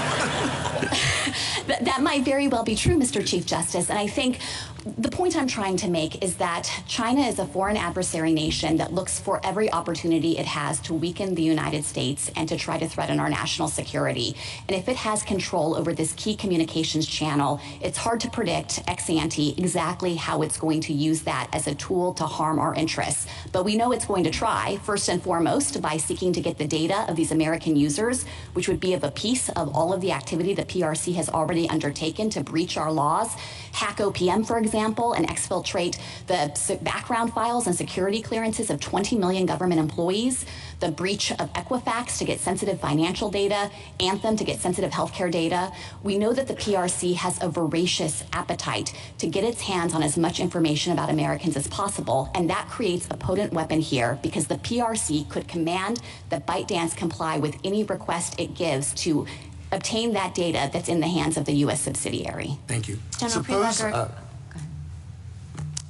suppose that TikTok had no connection whatsoever with any foreign government. It was owned instead by an immensely rich multinational corporation, and Congress concluded that this multinational corporation really has it in for the United States and is going to use this extremely popular platform to do everything it can to undermine the United States in all the ways in which you think that TikTok may pursue at the direction of the PRC. Would that be the same case? I think there would be a first-order question of whether the multinational corporation itself has First Amendment rights. All right, it's an American corporation. So if it were an American corporation, I think that, and Congress disagreed with the viewpoints or content the corporation would display, obviously that's a direct regulation of protected speech and it would trigger strict scrutiny. I think that's different in kind from what Congress was worried about here, which was not regulating speech as such, but instead regulating foreign adversary control. So your argument depends on the fact that what is at bottom here is the People's Republic of China using TikTok. That's what your argument depends on. If this were an American corporation, it'd be an entirely different thing. Exactly. And the reason we know the statute is different is because all of the same speech that's happening on TikTok could happen post-divestiture. The Act doesn't regulate that at all. So it's not saying you can't have pro-China speech, you can't have anti-American speech. It's not regulating the algorithm. TikTok, if it were able to do so, could use precisely the same algorithm to display the same content by the same users. All the Act is doing is trying to surgically remove the ability of a foreign adversary nation to get our data and to be able to exercise control over the platform. I'm sorry. I just wanted to respond to Mr. Fisher's argument about the rights of Americans to receive information, say, from the PRC or anyone else, and that even if ByteDance did not itself have First Amendment rights, that Americans would have a First Amendment right to receive that information in the Lamont sense. Yes, so I think that Lamont reflected a principle that there can be a right of American listeners to receive information, and if Congress is directly regulating that based on disagreement with the speech that's being sent into this country, that's obviously going to trigger heightened scrutiny under the First Amendment. But here, I think the users have to be asserting a different type of interest, because what Congress was safeguarding against was not the ability of TikTok to continue to operate or the users to post content. It was focused only on foreign adversary control. And so the users would have to demonstrate that they have some unqualified First Amendment right to post on a platform that's controlled by a foreign adversary, which could use that access to then threaten our nation's security by gathering data on tens or hundreds of millions of Americans, and also use it for covert influence operations of whatever form. And I don't think there's a First Amendment right to do that. I was trying to think of whether there's a historical analog here, and this is what I came up with, and you can tell me whether it's fallacious. In the mid-20th century, we were very concerned about the Soviet Union and what the Soviet Union was doing in this country. And the Communist Party of the United States at that time was integrally attached to the Communist International, which was essentially a Soviet operation, right? So if Congress had said, oh, it's very nice, we can have the Communist Party USA, but it has to divest, it has to completely divorce itself from the Comintern and from any international ties that it has, do you think that that would have been absolutely fine? And so if the answer is yes, it would have been fine, it's just like this case, or if the answer is no, why is it not like this case? So I guess I think I would need to know more information about how the international organization is able to exercise control over the American affiliate. And if it had the capacity, for example, to, in an unqualified fashion, gather data from that affiliate in a way that was going to jeopardize our nation's security. Well, I'm talking more about sort of the content. Let's put the data collection piece of this aside, which seems not very pertinent to my 1950s analog. But very concerned about the kind of speech that the Communist Party was making in the United States, and it turns out that that content was pretty well scripted someplace else. I think if it was specifically a concern about the content, then that would trigger heightened scrutiny under the First Amendment. We're not trying to run away from that principle here. Instead, we're making, I think, a narrower argument. Well, then I think that you're a little bit, I think you've just given your thing away, because content manipulation is a content-based rationale. We think that this foreign government is going to manipulate content in a way that will that concerns us and may very well affect our national security interests. Well, that's exactly what they thought about Communist Party speech in the 1950s, which was being scripted in large part by international organizations or directly by the Soviet Union. I disagree that the concern with covert content manipulation is itself content-based, or that it looks anything like the kinds of laws this court has previously said are content-based. The court, most recently in City of Austin, said you only have a content-based law when Congress is setting out to discriminate against particular subject matters or particular viewpoints. So it's not enough that the law is regulating in the space that involves content in some way. You have to have this motive by Congress to actually want to suppress speech on certain topics or certain viewpoints. Here, Congress just wants to cut the PRC out of the equation altogether, and all of the same speech could continue to happen on the platform. It's like patching up a backdoor vulnerability that the PRC has that we can't totally see around all the corners to imagine how it could use it against our interests, but we know the PRC will do whatever it can to try. And I think that is different in kind from imputing to Congress some motive to specifically get more speech on certain topics or with certain viewpoints. This law was passed by broad bipartisan majorities in both houses of Congress, and our legislatures and our legislators don't always agree on everything. I think it's unlikely that all of them had exactly the same views about what's good content on TikTok or what are good viewpoints. They weren't united on that. What they were united around was the idea that it is a grave threat to our nation if the PRC can itself behind the scenes be controlling how this platform operates. Why doesn't this act classify on the basis of speaker?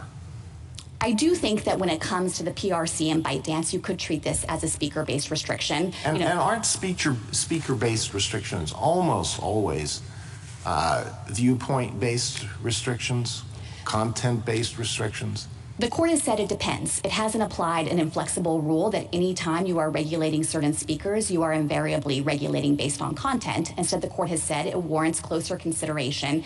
And here, if you look at the U.S. speakers, TikTok US and the users, none of them are being regulated in a way that suggests it's disagreement with their content. It's all about what our foreign adversary is doing. It's hard for me to think of situations, maybe they exist, where our classification based on speaker is not viewpoint or content-based restrictions.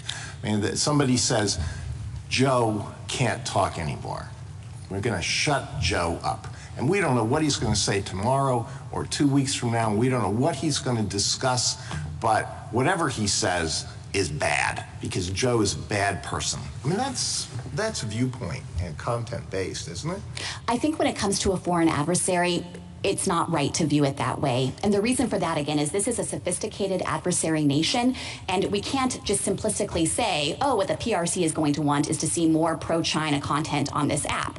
As Chief Judge Srinivasan observed, there are various ways that the PRC could try to create some kind of false flag operation and actually promote anti-China content, not to dictate how Americans should think about things, but simply to create some trumped-up justification for a military or economic action that the foreign adversary wants to take against us.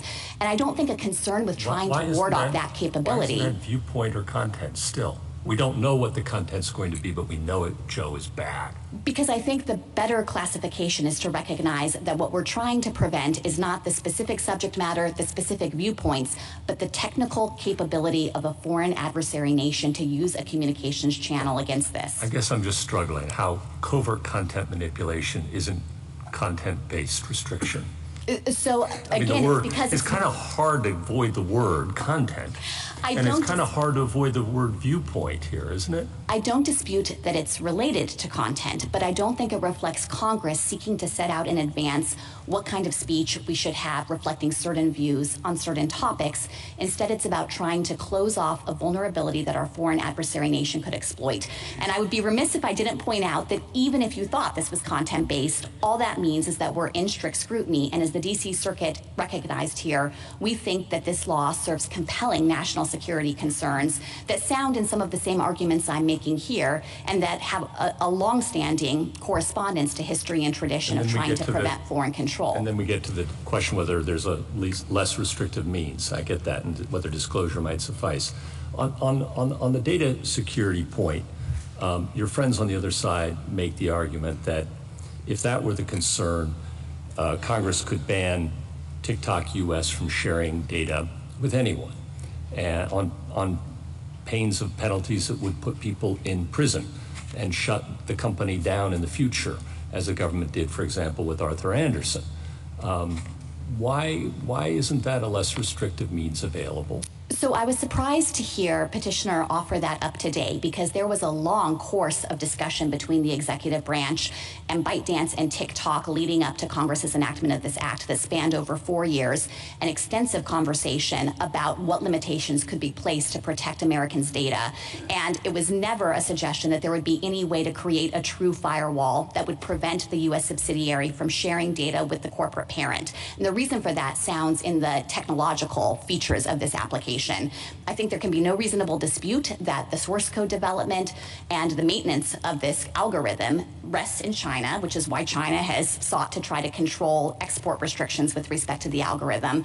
And what that means is you need substantial data flows between the companies in order to continue to modify that algorithm, refine it, and so forth. So I don't think that that was an option ever on the table, including with respect to the proposed national security agreement that was insufficient in protecting our data privacy and security concerns. That didn't come across enough in the briefs.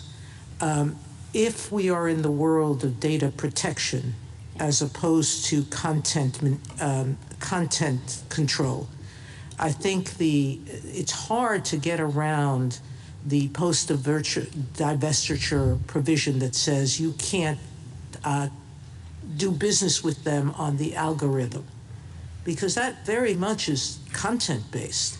It's a content-based restriction. But what you're saying is you can't do it for a data control reason, meaning that you can't really run their algorithm without sharing the very data that we are concerned about as a threat, correct? That's right, Justice Sotomayor, and you don't have to take my word for it. You can look at the specific terms of the National Security Agreement that ByteDance itself proposed. The relevant definition of the accepted data is at JA 239 to 240, and it references categories of information that would, of necessity, technological necessity and business necessity, have to flow back to China. And the relevant categories are in the sealed appendix, but I would really encourage the court to look this up because it's eye-opening. It is at the Court of Appeals sealed appendix 249 to 252 and 254. If you look at that information, it was a wealth of data about Americans that was going to have to go back to China in order for the platform to just continue its basic operations. And there's a legitimate commercial justification for that, but it creates this gaping vulnerability in the system because once that data is in China, the PRC can demand that ByteDance turn it over and keep that assistance secret. And the one final point on this is that ByteDance was not a trusted partner here. It wasn't a company that the United States could simply expect to comply with any requirements in good faith, and there was actual factual evidence to show that even during a period of time when the company was representing that it had walled off the U.S. data and it was protected, there was a well-publicized incident where ByteDance in China surveilled U.S. journalists using their location data, this is the protected U.S. data, in order to try to figure out who was leaking information from the company to those journalists. General, you want us to look at that, and you get to look at it, but your friends on the other side don't get to look at it. That doesn't seem fair. That's the sealed appendix, Mr. Chief Justice, so it's their information. They can look at it. It's just under seal to protect their proprietary business information. General, so I want to go back to the discussion about content discrimination, and we're going to shut Joe up. Here, it seems to me like we are saying to ByteDance, we want to shut you up. And so let's say that I think that that is content discrimination based on speaker. Tell me if I think that, tell me if I have to conclude that it is also speaker-based discrimination and content-based discrimination for TikTok. No, it is not. And the reason for that is because it would be an anomalous principle to say that an entity outside the United States that can't assert its own First Amendment rights can somehow manufacture that right through the expediency of forming a U.S. subsidiary, especially one that it wholly controls. So you don't have to stand on that argument that you were having with Justice Alito and Justice Gorsuch to still have your point about content discrimination. That's right. And I think if you're focusing in on the relevant U.S. entities here, TikTok U.S. and the users themselves, this act isn't regulating them in any way. It's not trying to dictate the algorithm that TikTok U.S. can use. And in fact, Congress, I think, was doing everything it could to preserve access to TikTok in the United States in recognition that Americans enjoy expressing themselves and building community on the site. Well, One last quick question. Sorry, just one last quick question. Justice Gorsuch had asked your friends on the other side whether the new administration on January 20th could extend the deadline. What's your position on that? So I think it tees up a statutory interpretation question of whether there can be an extension after the time period for divestiture has lapsed. I would think the court might start with its decision in the Hawley Frontier case, which did recognize the ability to get an extension after a lapse like that. So it's your position that they could? We have not run it to ground, in part because it's simply not presented here, and I'm not prepared to take a position on that statutory interpretation question. I do want to emphasize, though, that my friends have pointed to January 19th, or 9 days from now, as a moment when TikTok might go dark.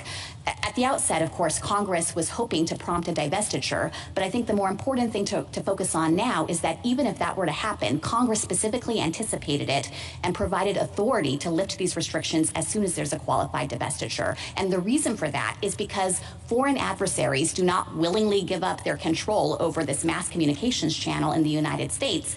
And I think Congress expected we might see something like a game of chicken, ByteDance saying, we can't do it, China will never let us do it.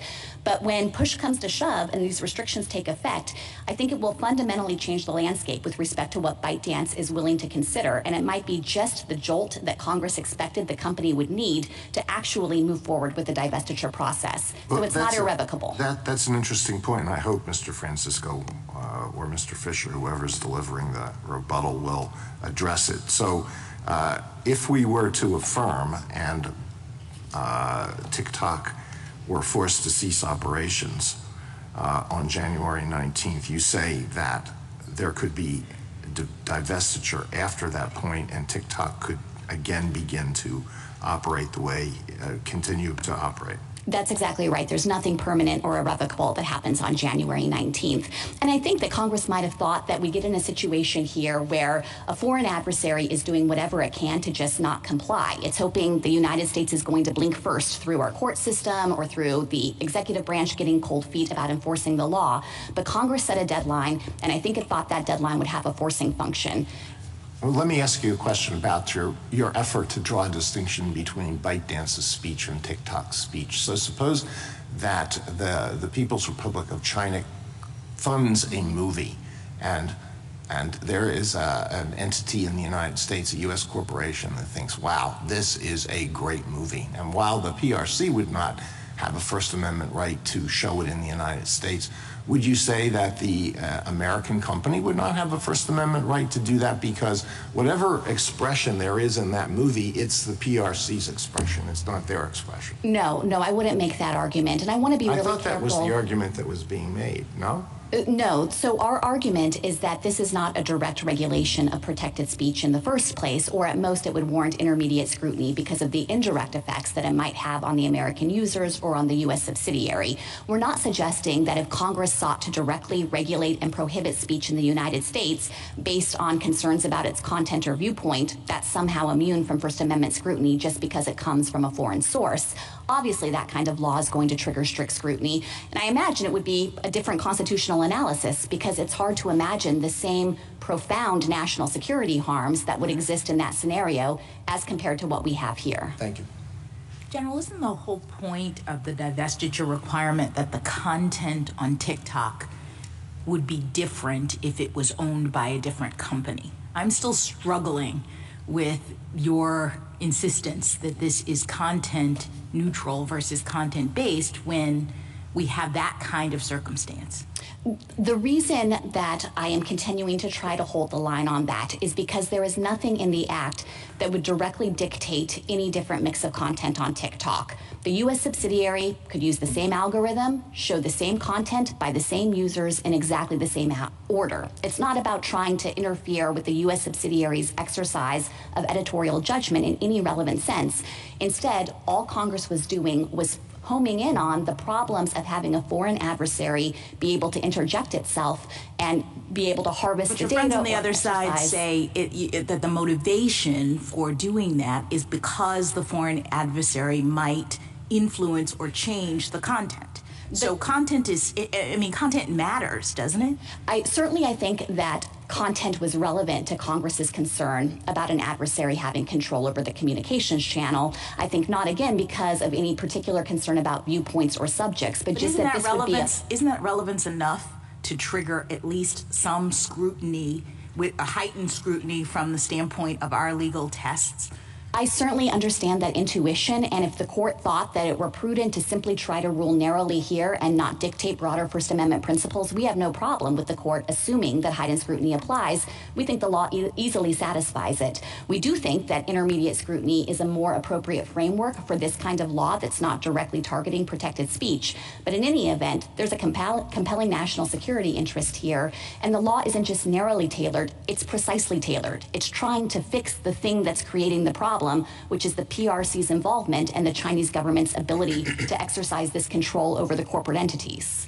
How are we supposed to think about the two different rationales here and how they interact? The data collection rationale, which seems to me at least very strong, the covert content manipulation rationale, as the hypotheticals have illustrated, raise much more challenging questions for you about how far that goes. And if that alone, if you didn't have the data collection piece, you only had the covert content manipulation piece, and then Mr. Fisher's point, Mr. Francisco's, that Congress would not have enacted this just based on the data collection rationale alone. Just your understanding of how the two arguments fit together. Sure, and let me walk through our defense of the data protection rationale and why we think it's a full justification for this law, and the court could stop there and then be responsive to their arguments that somehow the interest in preventing covert manipulation somehow taints it.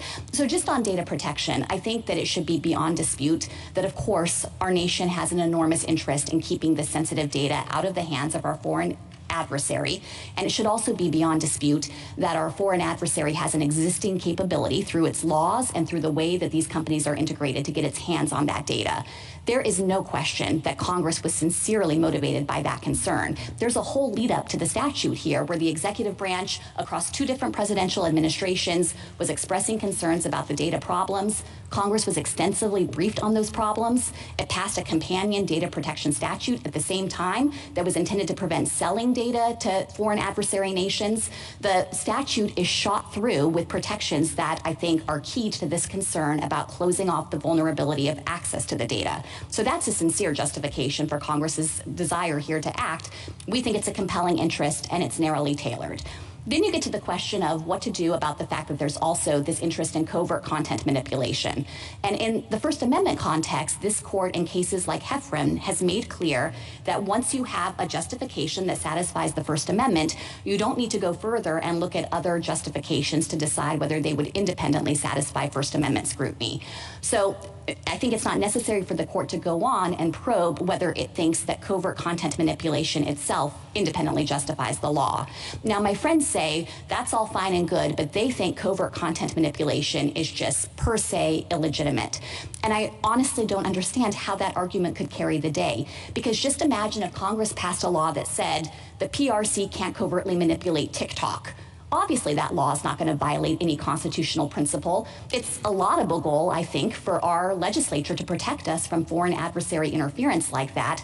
And so there's nothing that's inherently impermissible about wanting to guard against that risk.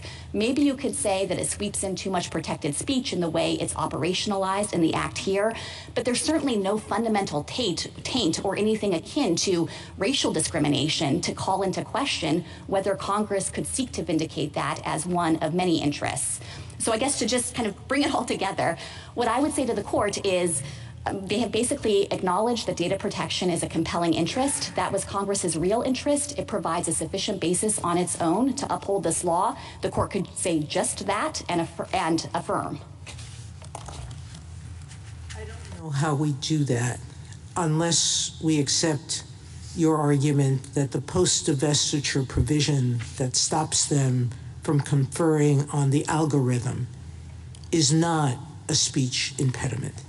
Meaning it's very hard for me to say that it's not motivate to decide that question, that it is a speech impediment, and one that on its face itself has to be analyzed separately from the data. So, Justice Sotomayor, let me begin by saying, again, that we do think that an interest in preventing any operational agreement between the U.S. subsidiary and ByteDance, which is the relevant provision you're talking about, is justified by data protection alone. And that includes with respect to cooperation on a content recommendation algorithm, specifically because of the concern that it necessitates data flows between the companies. So I think that as a factual matter, that could justify Congress enacting. But to the extent that you think that actually the prohibition on coordinating with respect to an algorithm reflects some kind of impermissible content-based problem with the statute has a severability clause, and I certainly don't think that it would give the court a basis to invalidate this law or to stop it from operating with respect to all of the provisions that operate to protect data security. At most, it would suggest that that little piece of the law has to be on its own severed from the rest of how the statute operates. How does that affect whether we would apply, because assuming it's data protection, then I would think that strict scrutiny wouldn't necessarily apply. I could understand applying intermediate scrutiny. But how do we do that with respect to this part, the algorithm issue? How do we get to intermediate scrutiny with respect to that? The way you get to intermediate scrutiny there is to recognize that prohibiting foreign adversary control over the operations of the platform, including with respect to the fundamental backbone of the system, is not based on any protected speech or content-based in the relevant sense. I've been thinking of it as akin to something like a piece of software you might have on your phone that would allow the Chinese government to listen in on every American conversation. If Congress wanted to enact a law that patched up that vulnerability and said, you can't use that piece of software or you can't coordinate with Chinese companies with respect to it, clearly we would recognize that closing off that capability of China is a laudable and, in fact, compelling government interest. And I think when it comes to the risks that foreign adversary control pose here, it's similar in kind. It's simply trying to prevent access by the Chinese government to the TikTok system writ large, and that includes through the use of the algorithm. Thank you. Could the president say that we're not going to enforce this law?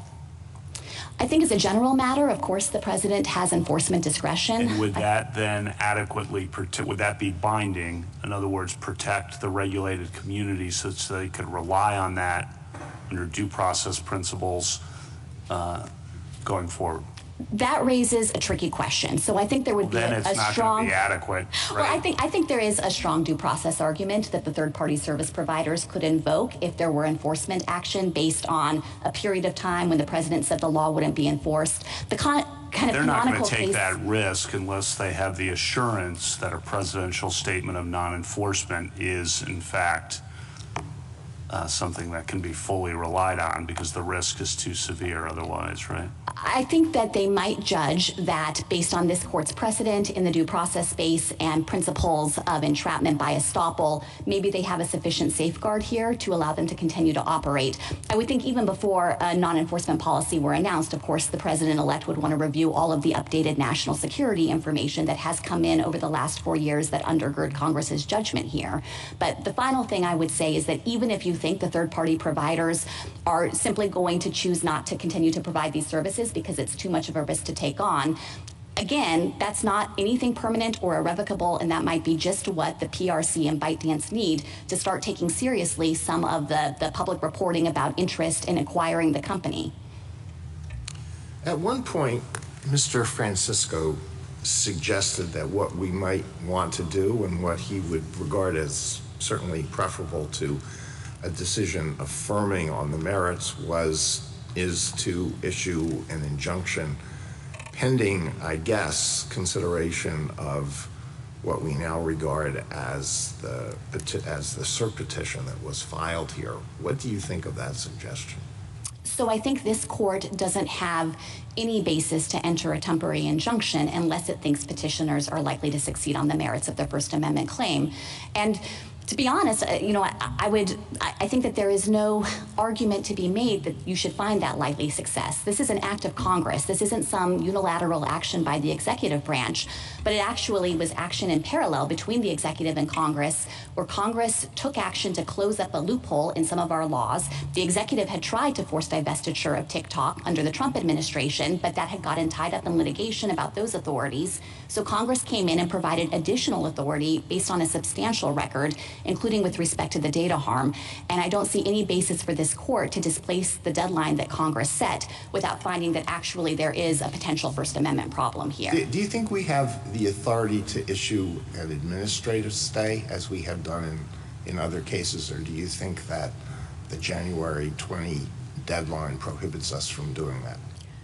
I don't think this court has a formal basis to not issue an administrative stay if it believed that that was necessary to assist in the court's own consideration of the case. And I would obviously defer to the court in whether it has a sufficient time to resolve the case, but we are here ready to submit the case today, and I think it is in the interest of Congress's work and our national security to resolve the case and allow the statute to take effect. Can I just test to see whether your recollection of what Mr. Francisco said about a warning is consistent with mine? I did not hear him say, he can address this in rebuttal, that it would be acceptable to his client if Congress had said there has to be a stark warning on every TikTok, such as, warning, the Communist China is using TikTok to manipulate your thinking and to gather potential blackmail material. Did you hear him say that that would be okay? I don't think he's made that concession, but even if he had, I don't think that would address the government's national security concerns. And one of the points here is that it's not just data privacy. So even if you could somehow put users on notice that the PRC could obtain their data and they choose to disregard that, it's not a data privacy interest, it's a national security interest. There's a distinct sovereign harm to the United States if our foreign adversary can collect this massive data set about 170 million Americans. And as Justice Kavanaugh touched on, there are a lot of teenagers using TikTok today who might ignore a warning like that and not really care, but they're going to grow up and they might become members of our military. They might become senior government officials. And for the Chinese government to have this vast trove of incredibly sensitive data about them, I think obviously exposes our nation as a whole to a risk of espionage and blackmail. Thank you. I did want to touch briefly on the questions about history and tradition here, because my friends have said several times that the Communications Act of 1934, which we think is roughly analogous to the type of restriction that Congress was seeking to enact here, is justified entirely by concerns about scarcity, how you can't have sufficient bandwidth. And I, of course, recognize that scarcity is what created the need for a licensing regime in the first place. But I think it's important to clarify the historical record here, that in choosing to limit foreign control of radio stations, of broadcast stations, Congress specifically cited a concern about national security. That is written into the statute. National defense was one of the listed purposes of having that kind of restriction. And so I don't think my friends can succeed in being dismissive of that concern about history and tradition and what it shows about the national security judgments that undergird this law. The one other factual point I wanted to make, to be responsive to a few points that my friends have touched on, relates to whether TikTok US has the ability to alter this algorithm, whether divestiture is feasible, how ByteDance has manipulated the platform in the past. With respect to the algorithm, I think we're simply talking past each other. We don't dispute that TikTok US might engage in some functions in the United States to customize the algorithm for a US audience. The thing we're worried about is happening long before that, over in China, where ByteDance is developing the source code, creating the basic backbone and functioning of the system, and is then blasting out the algorithm for use by the various subsidiaries in their home country. So we're not seeking to regulate any activity that TikTok US is engaged in here. Instead, what Congress is doing is trying to close off the vulnerability of PRC access abroad. With respect to the feasibility of divestiture, my friends have said it would have been impossible to do this within 270 days. You know, at the outset, obviously, there's no inherent impediment to divesting a social media company. We just saw Elon Musk buy X or Twitter in about 6 months from offer to completion. And even with respect to this particular company, I think my friends are not well positioned to complain about the timeline because they've been on notice since 2020 that unless they could satisfy the federal government's national security concerns, divestiture might be required. But in any event, I don't think that the court should fault Congress for trying to balance competing interests here in making sure that there was a period for compliance and trying to preserve access to the platform for Americans while taking steps to safeguard against the risk to national security. Finally, with respect to the question of whether ByteDance has taken action on the PRC's demands, there is evidence in the record that Congress consulted to demonstrate that outside of China, ByteDance has taken action to misappropriate data at the PRC's request. That included efforts to track dissidents in Hong Kong, protesters there, to track Uyghurs in China itself. We know that ByteDance has misappropriated U.S. data with respect to surveilling of U.S. journalists, and there was evidence in the record reinforcing the conclusion that ByteDance has been asked by the PRC to undertake efforts to censor content and manipulate the platform at the behest of the Chinese government. So I don't think there is a factual basis to dispute the record that Congress had before it. If the court has no further questions.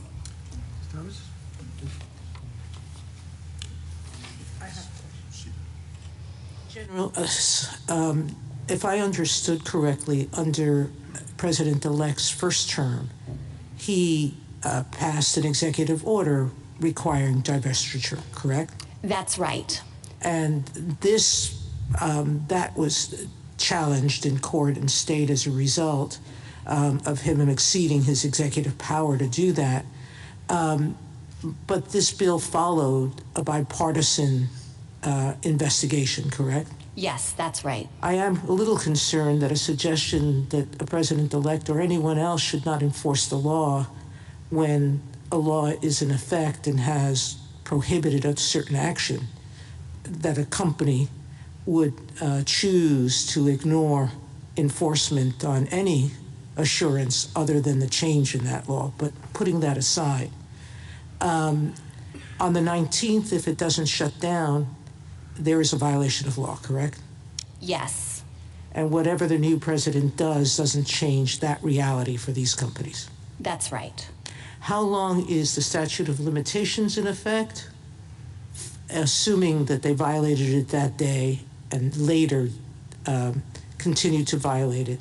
But how long does the statute of limitations exist for a civil violation of this sort? It would be a 5-year statute of limitations. Thank you. Thank you, counsel. A rebuttal?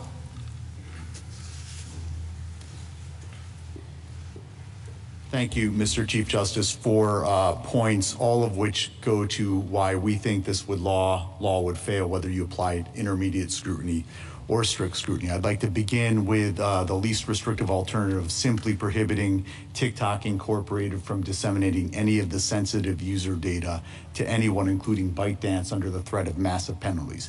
That is definitely a less restrictive alternative. Now, my friend pointed to the NSA negotiations. Well, the sensitive user data that we're talking about and that were of concern in the NSA negotiations were not the type of technical data that she's talking about. The NSA did allow certain types of non-sensitive technical data to go back and forth, but that wasn't anybody's concern. And as we say in page 23 of our briefs, they simply cut off the negotiations without ever raising those concerns. But to be clear, if that's a concern, sweep that into the ban too. Put in that non-sensitive technical data into the ban too. we'll deal with that. It's a lot better than simply being forced to shut down. So that is most definitely a less restrictive alternative that would address data security. We talked about the under-inclusiveness, and Temu and Shein, the two large e-commerce sites. Justice Kagan, you might have seen Temu during the Super Bowl. It was heavily advertised. It's one of the most popular e-commerce applications in the United States. It's got 70 million users. Justice Sotomayor, you were asking what they collect. This is from Joint Appendix 339 to 343, the U.S.-China Economic and Security Commission Review Report. Shein relies on tracking and analyzing user data, draws on customer data and search history with the assistance of artificial intelligence algorithms. It requests users share their data and activity from other apps, including social media. So they apparently go into your social media apps and suck up all of the information. Because they're e-commerce apps, they take names, addresses, and credit card information. If you look at the privacy policies on their website, they collect location data. It looks like they might even collect, at some level, GPS location data. So they collect massive amounts of data. Point three, their mere covertness argument makes no sense for the reasons that the court explored. If mere covertness were the issue, a disclosure would make perfect sense. Yet they're not concerned about mere covertness. They're concerned, as my friend suggested, with getting Americans to argue with each other. Well, you know, as far as I can tell, that's what news organizations do in this country every single day. That's what we call editorial content. That's what we call content itself. And so it's trained directly on the content. But even if you thought somehow that the mere covertness were the issue, that definitely could be addressed through a risk disclosure. So the data sharing ban, the risk disclosure, those are obvious, less restrictive alternatives. And had the government considered them and rejected them, we would be in a different position. But if you look at this record, those are two less restrictive alternatives that the government did not address at all. Whether you apply strict scrutiny or intermediate scrutiny, that is fatal, because under both standards, restricting speech has to be the last resort, not the first one. And when you fail to consider less restrictive alternatives, you fail under either standard. My final substantive point is we absolutely think this court has the authority to enter an administrative stay. I didn't understand my friend to disagree with that. We think that given the enormity of this decision, given the complexity of this case, it would make perfect sense for this court to enter an administrative stay. I also think you could enter a preliminary injunction. Yes, likelihood of success is one standard, but you don't have to determine ultimate success. And as you do in other related contexts, like with respect to stays, you often make clear that you are not addressing the merits of the case. I think you could do that here. The bottom line, Your Honor, is this case ultimately boils down to speech. What we're talking about is ideas. And my friends on the other side, when you cut through everything else, are ultimately worried that the ideas that appear on the TikTok platform could in the future somehow manipulate Americans, could somehow persuade them, could somehow get them to think something that they ought not be thinking. Well, that whole notion is at war with the First Amendment. If the First Amendment means anything, it means that the government cannot restrict speech in order to protect us from speech. That's precisely what this law does from beginning to end, whether you look at its text, whether you look at the government's justifications in its brief, where they talk about being worried about speech criticizing our leaders or undermining democracy. It's what you see in the House report, which drains specifically on the dangers of misinformation, disinformation, and propaganda. And it's what you see in this legislative record writ large, which is saturated with objections to TikTok's existing content. We ask that you reverse the court below. Thank you. Thank you, counsel. The case is submitted. The Honorable Court is now adjourned until Monday next at 10 o'clock.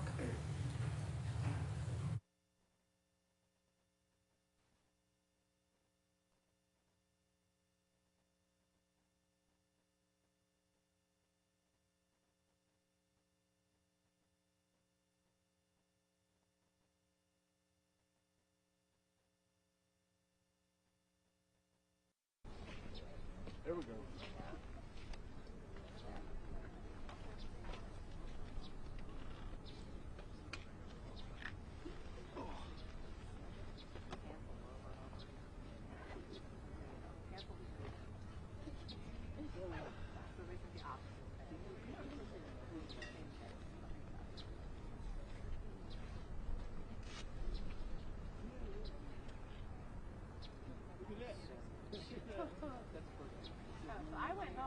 I'm not even giving you a year. No, you said One of give them me a left year.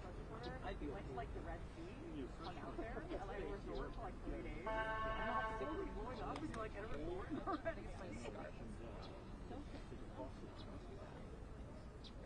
I did offer to stay. I was like, I could hang out, and they're like, "Well, do anything?" I'm already here, and they were like, "Hey, so we got people there." Well, and I was like, "Thank you." And then you do the math and you think, well, if I go back, exactly.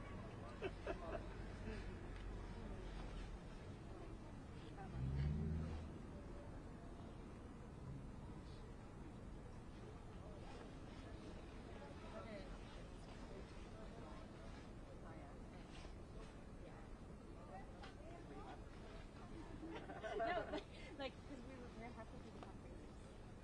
They were actually in us. And like, yeah, when we changed up the program, oh my god.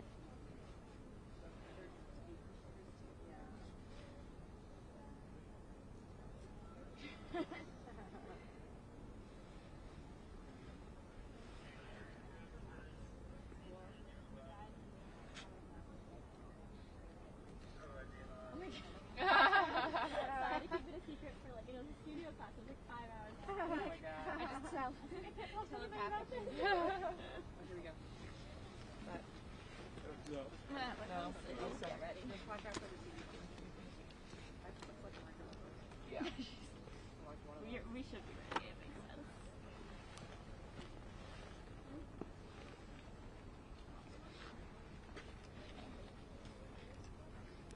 Well, no, because they'll strive for between and they won't have supporter IDs on. There's a wall.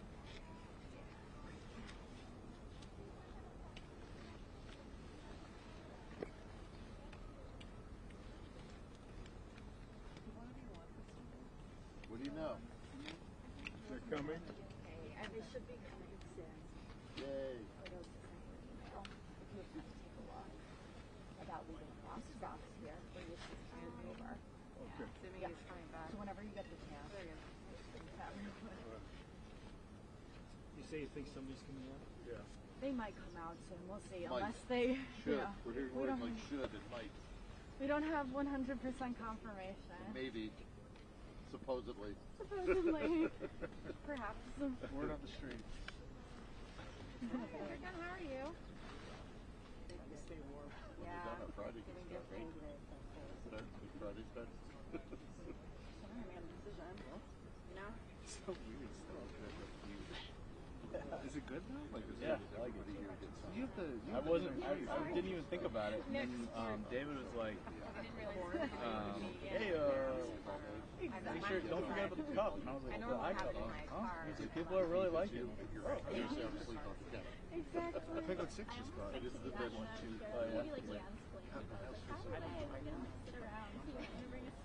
Oh no, but if you'd seen you could totally have written me and been like, "Your stool's inside. Do you want it?" And I'd be like, "Yes, I do." Yeah. I heard it might be sitting. I know. I know you're new to this. I got that kind of recently. I'm really sure someone said that to you. Yeah. So that's Patrick's. Yeah, they thought I was staging a photo, which I absolutely was not. Yeah. Yeah, I mean, and I was like, actually, I have a degree in this, and I've been doing it for like I mean, you could 5 feel years. Yeah. And there's like no line of justification. Yeah. Yeah, there's a reason I go by Jack trying to fly. Because I started and I was like, So glad they have college, that. and I felt like nobody took me seriously. So I know. It's so great. Really adds. And then it became a bit of a measure. Because like, especially men can't seem to handle saying Dracula. Sure. So how soon they change it to Dracula gives me like really good insight into their character. Oh, there, buddy? Yeah. Like, What's going on with my? Thanks. Thanks. And then right after college. So I was What? like in training. I was like, I want to go try Jack one out. And I like it. Yeah, it's a little No, lower my husband side. calls it Jack one. My son's being silly. blast. How old is he? Just easy. Oh, that age. Good age. It's kind of my favorite age so far. But I say that most years. But this one's really good. Yeah, because he's like, he's a little person, he can do stuff. Yeah.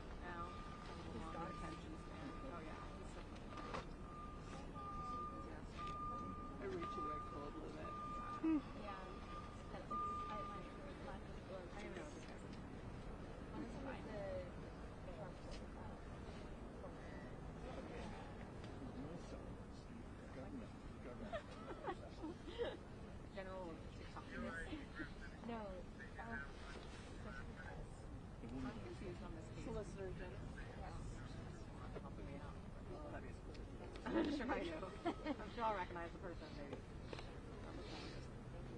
You know, It's not a global show, right? okay. Yeah. Yes, it is? Yeah. Standing. It's sucking now. The new, the new one is. Oh no, it's just it's cold. So is your base ISO like 125? No, go ahead and start there, and I'll just. Andrew, what'd your little girl think of the snow? The A1 goes down to 50. Okay. But the A9, That's 3 is yeah. 125. And she loved it. Yeah, she was like, Did you drag her around on one of the little toboggany things? I had to work, but my wife took her out, and We have another chance tomorrow. they're like sprinkling snow in front of her. She's like, more. Like when I was It's little, I was like, oh, it's very cute. The snowsuit she has, it like covers her hands, so she's like, she has no hands. It's like, That's funny. yeah. Another chance tomorrow. Yeah. Oh God. This area is such that when your kids get older, you'll buy, and they grow so fast, you buy all this snow stuff, and then Yeah, it doesn't snow. it's over. The Yeah. the next year, you buy all the snow stuff, and then it doesn't. And then when you decide to not buy it, oh yeah, and then it's like, hey, does anybody have food? You're like, you're one or the Nope. other. You're either like a young kid who no one takes seriously and also everyone sits and laughs at you all the time, or you're like an old lady and you don't exist. No, you're not even an old lady. You're just too old for them. Too old for the job, too old for so you're young and not serious. It happens in your 30s. There's like a sweet spot, like 35. I feel like I'm in it right now. I was about to say, I think you're in it right now. I get both. More now, too old. It's quick switch. Yeah, no, It's because they have that 30-year-old emerging thing once you're 30. Yeah, so you I guess can't be you're over done. 30, right? Suddenly you're done. And I didn't start till I was like 30. What's that? She's like, oh, you can still laugh though, you know? I said, wait, I went home already. It's coming. She's like, what? Any second now. I like that she's like the one Enjoy. Enjoy. Welcome to the land of misogyny. It is much better. It's just because there's more of us.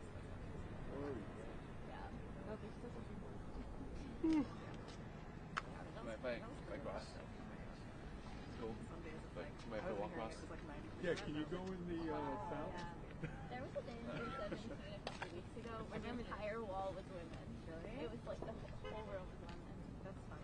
Yeah. My main gripe is like, look at what the assignment is though. Like, it's usually a minor hearing, something small, and then like the Zuckerberg is here because the whole line is huge. And like that's my main issue. Like, there's no parity until like big assignments 50-50. It's really the whole note was one. I was like, this is awesome, but also it's the At the yeah. 17th funeral. Yeah. That's what I'm saying. I asked him at the funeral that put me up today. Yeah, we'll probably have pictures of it. They had a freelance Oh, a guy. take it back. Sorry. I mean, they also had staff.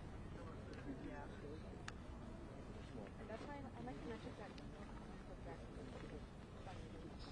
Yeah. The night of Holy.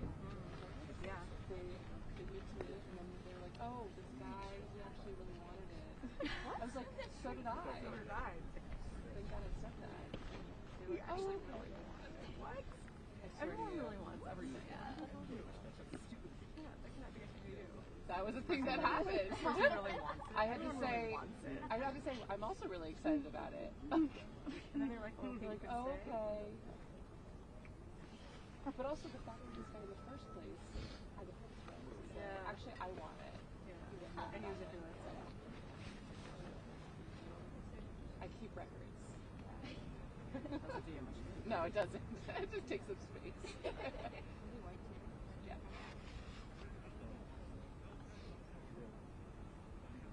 My brother, I've been using that phrase. You mean your wife? No, my dad. Yes, Then we all need to walk around the world with that kind of swag. Endearingly. Like my boyfriend totally has it where he's like, yeah, I could circumnavigate the world on a boat. Nice. In high school. And I'm like, babe, you're Oh my god. And I told my brothers about this, and they're like, oh, we don't have that. And I'm like, I call it. I always say, well, my neighbor is what would we ever white man do? yeah. No, that's why. See, I use it endearingly. Like, oh yeah, you think this. just that's cute. It's not like I've met like an unconfident like white man that I can like it's just kind of consistent. Like it's not their fault. I mean, It's a skill. Like circumnavigating. Like that's crazy when you. I'm curious to hear how that goes. When your feet are touched on the marble, how it's just like sucks the heat right out of your feet. It's like, oh, Sure. it's like, And all of a that is sudden it's why like somebody men texts apply me, it's for like, oh, it's jobs not with happening. things they don't know yet. Well, thanks. Whereas women will never apply for jobs because Please retest me. I don't already know how to do that. That's why I was saying email. What would a guy do in this situation? He would email the AP and ask if they had a place for him. it's true. Every other internship I've had, I've ended up with not by applying. So Really? yeah, I didn't apply to Funny if they acted out the thing in the TikTok dance. Yeah. That would be appropriate. Not to make me sound awful, Rather but than- they rather hired than someone speak of the and bike then we're we gonna got do a it, yeah, performative. yeah, Grace took it. Give And then I her guess TikTok they dance. just haven't. You know what? Not a bad idea. I mean, it was literally like 2 weeks Very before. amount of rejection. And I have like 3 people at the top of the interview against you as number 2. I don't know. It was Literally, good for you. But yeah, it was it's great not a for little me. postcard It to was you really that weird. I says was also sorry. too young for it. You have to follow. When I applied for I was here for it. It was supposed to be 21. And I was still this, and I applied for but I was local and I already lived here. Alabama. Oh, yeah. And they didn't even It's like there's lots of like call me yakata sad. and I did like all these rounds of interviews. And it was really lucky. Although they'll talk. And nobody ever said anything. Ask questions. They hit them some But yeah, there's no way. That was I made my own first shirt. Yeah. Yeah. Gosh. Yeah, I was on vacation with my dad in Florida. And it was like, I had my portfolio that I had just put together in school. So But then, you know, Brent And, Anderson. and we were on vacation. They hired I was like, her. I'm gonna look up this newspaper, and I went to this And now teeny she's in tiny Atlanta. newspaper, and I called, and the front desk lady. And they were trying to get her from DC, and she turned it down. You kind of have to. I thought maybe the department has an internship. Recently, She was like, like when they were trying I to, hope we have an internship. Like, let me get they were trying to transfer somebody over. And he was like, Then, how could he have one? But come in. I'm like, just fill it out. Like, Florida. Mars, It was the I would like to thank you. wait, sorry, I have several different Florida things. Whenever people say we should be more conservative, It's Panama City. Panama City.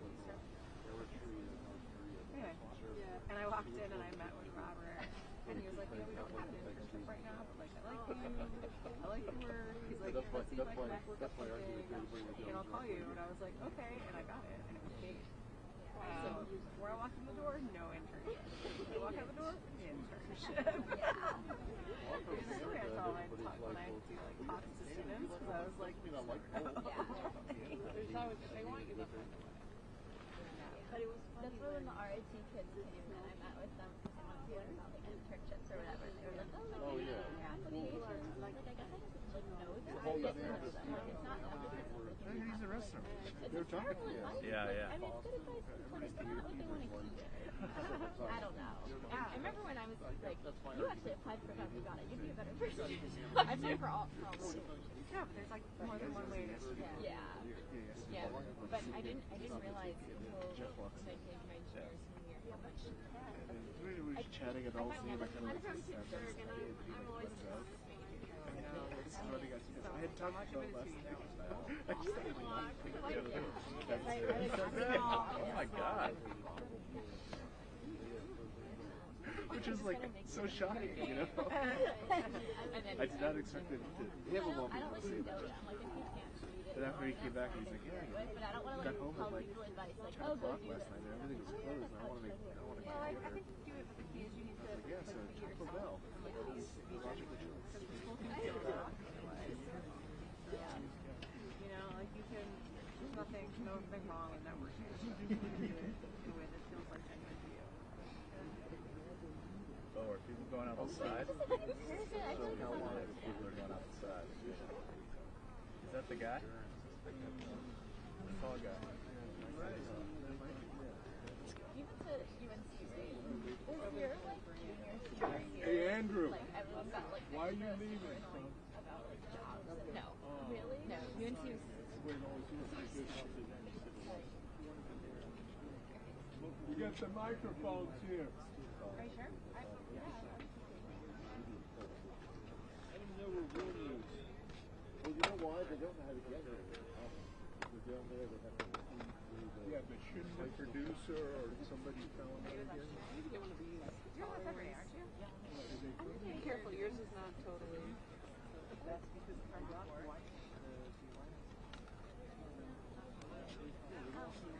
No, I feel like as far as I'm not really applying stuff anymore. I know for like fine with it. Tell them to come up here. Yeah. No, we just have that I don't think I know. Because everyone is really close to each other. Like, it is very close. Tell them we got the mics up here. Either way. No, like, oh my god, like loads of stuff. I was just saying, Like everyone's taking it easy. All we need is one to come up here and then look at their applications. That's the other thing is I feel like that's you don't want to tell. And so like I want you to have it. I asked her. I mean I remember it being strict, like I did apply to we get paid. That's that I don't know. But I didn't like brag. Yeah, let's have it. It's like, oh, I think yeah, that's actually don't be right. and it's like stuff I've already had too that they're like, oh, I know what I'm doing. To me, like I know how it works a little bit. Like I keep my mouth shut, but I hope this color is like. oh, I like talked the to yellow. I like oh yeah, Greg. Greg. I think RSC kind of looks more like what I'm explaining to you. Yeah, it's more like so I was talking to those girls a lot, and they were didn't you look at it? Yeah. Yeah, I'll just talk to her. I was talking to her at the time, not yet, right?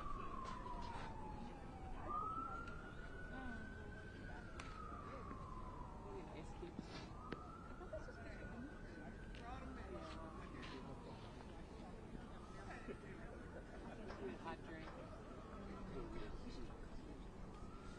I got a file. Yeah, after the file. Depends on the timing.